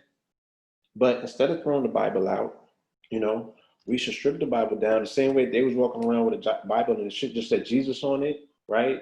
They just needed what they needed to work, what they needed to work, right? We can create an entire fucking Bible just based on the 44 with all of the chapters that are the most important ones in the Bible and just, you know, dominate the fucking planet just with that. Case in point, Psalms chapter 144, right? Blessed be the Lord, my rock, who traineth my hand for war and my fingers for battle. My loving kindness and my fortress, my high tower and my deliverer, my shield, and he in whom I take refuge, who subdueth my people under me. Lord, what is man that thou takest knowledge of him, or the son of man that thou makest account of him? Man is like unto a breath. His days are a shadow that pass away, right? That's a strong passage. Cast forth lightning and scatter them. Send out thine arrows and discomfort them. Right? So, oh Lord, how thy heavens and come down, touch the mountains that they may smoke. These are passages, as they say, that are utilized by like the state of Israel to go to war. They recite these particular hymns and these psalms continuously, you know what I'm saying, to evoke certain shit. So reading the Bible is not the issue. Reading the wrong shit in the Bible is the issue.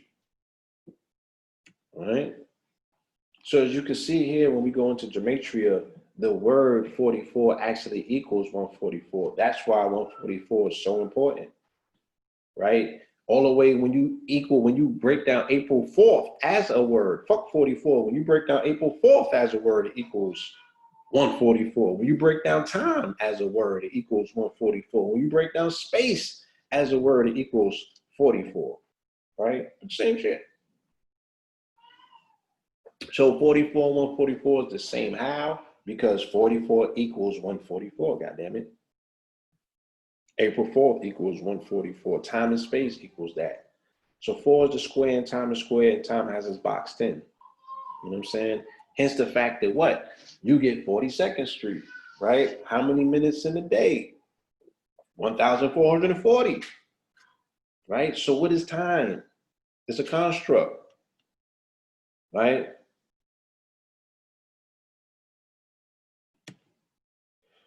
So these are some of the connecting and correlation words that are associated in gematria and Hebrew with 144. Ancient of days, primordial heavens, to proceed, to come forward, to be in advance, right? A wizard, a sorcerer, a magician. You feel me? All of these are powerful words that correlate and connect, right? 144 cubits is a measure of a man in Revelations 21:17. Like, come on, y'all. So you know, I often speak about this. I'll speak about it again before we end off. The importance of the number four. Number four is the only number in the universe that you can arrive at in two distinct ways, right? Through adding up its integers and through multiplying its integers. So 2 plus 2 equals 4, and 2 times 2 equals 4. In my mind, both ways that you can arrive at one number create a schism in this universe saying that, yo, that's a multi-dimensionality for me. So there's a world that exists on the plus side and there's a world that exists on the multiple sides, right? And 4 represents, and it means door, right? But 44 to me means a mirrored door, right? So let's go and look at the science. The science found an entirely new galaxy that they say that the Milky Way has a dark twin. It's 1 trillion times the size of the sun, okay? This shit is called, what is it called? It's called Dragonfly 44. And the galaxy emits 1% of the light emitted by the Milky Way. It's 99% dark matter, right? Dragonfly 44 galaxy is 99.99% dark matter. This changes everything, they said in science. You know what I'm saying?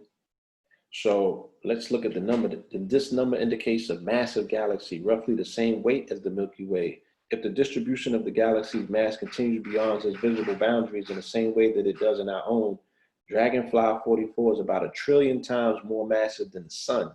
Furthermore, the galaxy possesses about 90 globular star clusters, 10 times more than a typical low-mass galaxy as dim as this one. This again argues that Dragonfly 44 is massive. Galaxies this massive are usually the most efficient at converting their gas into stars. Yet Dragonfly 44 is a mere blip in terms of brilliance, what the researchers called a failed galaxy, right? And then we go into another cosmic part of this cosmos that has the 44 embossed on it. And this is called the Beehive Cluster. You can find this Beehive Cluster in the constellation of Cancer, okay? And yeah, that'll come up later on if we get to that, to this Beyonce shit. So interestingly, like I said in Gematria, we find that the brain equals 44, but when we talk about the brain, what is the brain kind of like co-partner with? The brain is co-partner with the heart. And what is the heart responsible for? The heart is responsible for pumping blood. First of all, the brain has 4 lobes and the heart has 4 valves. You know what I'm saying? But the heart pumps blood. And when you go into Gematria, when you go into Hebrew, when you go into any motherfucking research, the number that's associated with blood is always going to be 44. You know what I'm saying? And the word for it in Hebrew is damn, right? Like Kendrick, he named his album Damn. And it was all red and shit like that. He had just got into his Hebrew studies. I'm sure that he was resonating. Blood, the first of the 10 plagues of Egypt. This is the Hebrew alphabet, if anybody's never seen it, right? But let's look at the number 44 in terms of what are its connections and correlations in language in Hebrew. Because what did they say? They say that these numbers or these words have a numerical resonance or frequency which connects them. So they're seemingly unrelated if you're looking with the naked eye. But if you strip the word down to a number, that's where they are connected. Let's say that the number is their magnet, okay? So the number 44 equals father and mother, right? You can't do nothing without that. God of his father, blood, right? Formed from the word Adam or Adamu, which Damu comes out of, hence the fact that the blood gangs call themselves Damus, okay? It also means identical, you know what I'm saying? It means Aries, it means sand, like sand of times, it means magic, right? 144 means magician, but 44 means magic, okay? Drops of fluid, right? Seminal fluid as well, because it brings forth life. A vessel for drawing water, which is the Aquarius, okay? captivity, exile, banishment, redeemer. All right. And these are just some of the words that are associated with the number 44. Very, very, very fucking powerful word, or powerful number, should I say. You know, just based on the family that it keeps underneath it, based on these words. Okay, and we all know about the fascination that Beyonce has with this number, and Jay-Z as well. You know what I'm saying? So we go into Mars, and like I said, the planet or the sign of Aries has a connection directly with the number 44, because 44 is blood, right? There goes your Aries. You know, let's look at the attributes of Mars or Aries, the god of war. In astrology, Mars is the planet of energy, action, and desire. So it is the survival instinct and can be thought of as the leftover animal nature of man. Mars rules over animal instincts for aggression, anger, and survival. Our sexual desires come under the rule of Mars, whereas Venus rules romantic attraction. Mars is most associated with basic body attraction, like, yo, she got fat. That's Mars. This is the planet of action rather than reaction. With Mars, there is no contemplation before action. The drive associated with Mars differs from that of the sun in that it is self-assertion rather than assertion of the will. It is raw energy rather than creative energy. So liken on to the A in the Hebrew alphabet, Aleph, which is associated with the ox, right? The ox just is action. It's always ready to go. It does no thinking. It doesn't respect, you know, your boundaries, or think what A was talking about yesterday in this class. It doesn't respect your crystal china. You know what I'm saying? You know what I'm saying? It would destroy anything in its path. So that's the association. That's like Mars. Mars is the first sign. It's the head. Okay. Mars is the push that gets us out of bed in the morning, our drive and desire nature, and our active energy. Hence the fact that it's associated with Scorpio, which is desires. When we are acting out our Mars, we are assertive, directed, forthright, and adventurous. On the negative side, we can be impulsive, rash, impatient, aggressive, and forceful. In the chart, the position of Mars by sign shows our basic sexual nature, how we express our anger, what makes us angry, and our first instinct to act. Our competitive nature is revealed in the nature of Mars signs. By house, the position of Mars shows the areas of life where we apply our drive and express our enthusiasm. Planets that Mars contacts are colored with action and self-assertion. These planets can represent the kinds of experiences we seek. Hence the fact that, like I say, military is synonymous with Mars, because Mars and military is all Martian energy. And when Donald Trump got into his presidency, okay, him being, once again, the 44th president, all right, because Grover Cleveland was the 22nd and the 24th president, which technically makes Barack Obama the 43rd and not the 44th president. The first appointee that Trump put in office was Mad Dog Mattis, right? Who in gematria, Mad Dog equals 44, military equals 44, and he was in his 44th year of military service at the time. You dig what I'm saying? So this is dealing with the family dynamic, blood generations. You see this tree, right? This family tree, 444, past, present, and future. Now, this is not just blood, it's bloodlines. You know what I'm saying? It goes to trees. You know, tree plays a very strong role dealing with Kabbalah, dealing with gematria, dealing with all of this information, right? There's four worlds, right? So this tree, which is the, it breaks down to 10 separoffs or what have you. This is the determination how things come into reality, from the Ein Sof, from the nothingness, down to the 10th, to Mount Kuf, to the physical plane or earth where we exist, the red clay, matter, the matrix, right? Look at the tree. Look how the tree has presented itself in so many different aspects. The placenta of the tree, you know, you have the bronchial and the lungs. It looks like trees. The tributaries that come out from the rivers and what have you, they look like the trees and what have you. Look at the man. Look at the temple of man. You know what I'm saying? Look at his 4 parts. Now, one of the most interesting things that science has found thus far is that the human brain sees the world as an 11-dimensional multiverse. What? New research suggests that the human brain is almost beyond comprehension because it doesn't process the world in 2 dimensions or even 3. No, the human brain understands the visual world in up to 11 different dimensions. The astonishing discovery helps explain why even cutting-edge technologies like functional MRIs have such a hard time explaining what is going on inside our noggins. In a functional MRI, brain activity is monitored and represented as a 3-dimensional image that changes over time. However, if the brain is actually working in 11 dimensions, looking at a 3D functional MRI and saying that it explains brain activity would be like looking at the shadow of a head of a pin and saying that it explains the entire universe plus a multitude of other dimensions.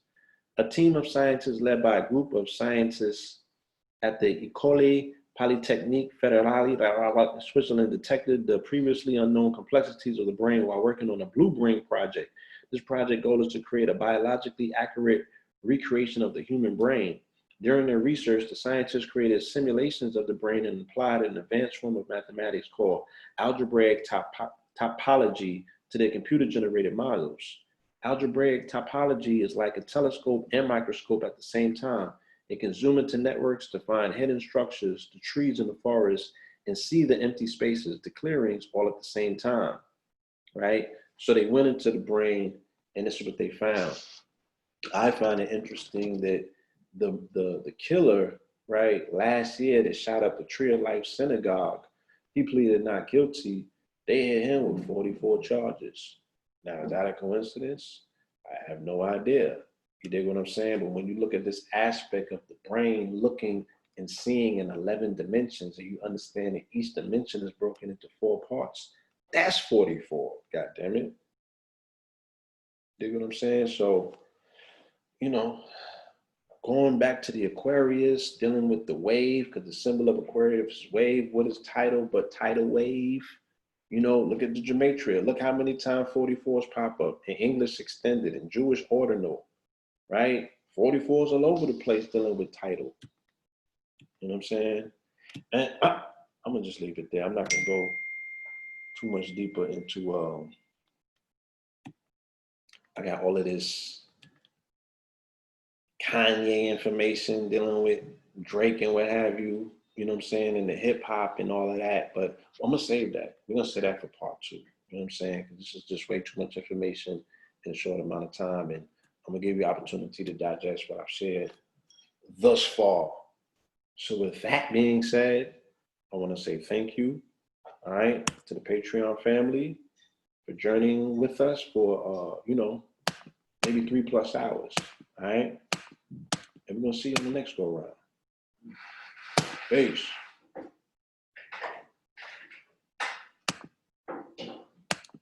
Is there a particular Hold on.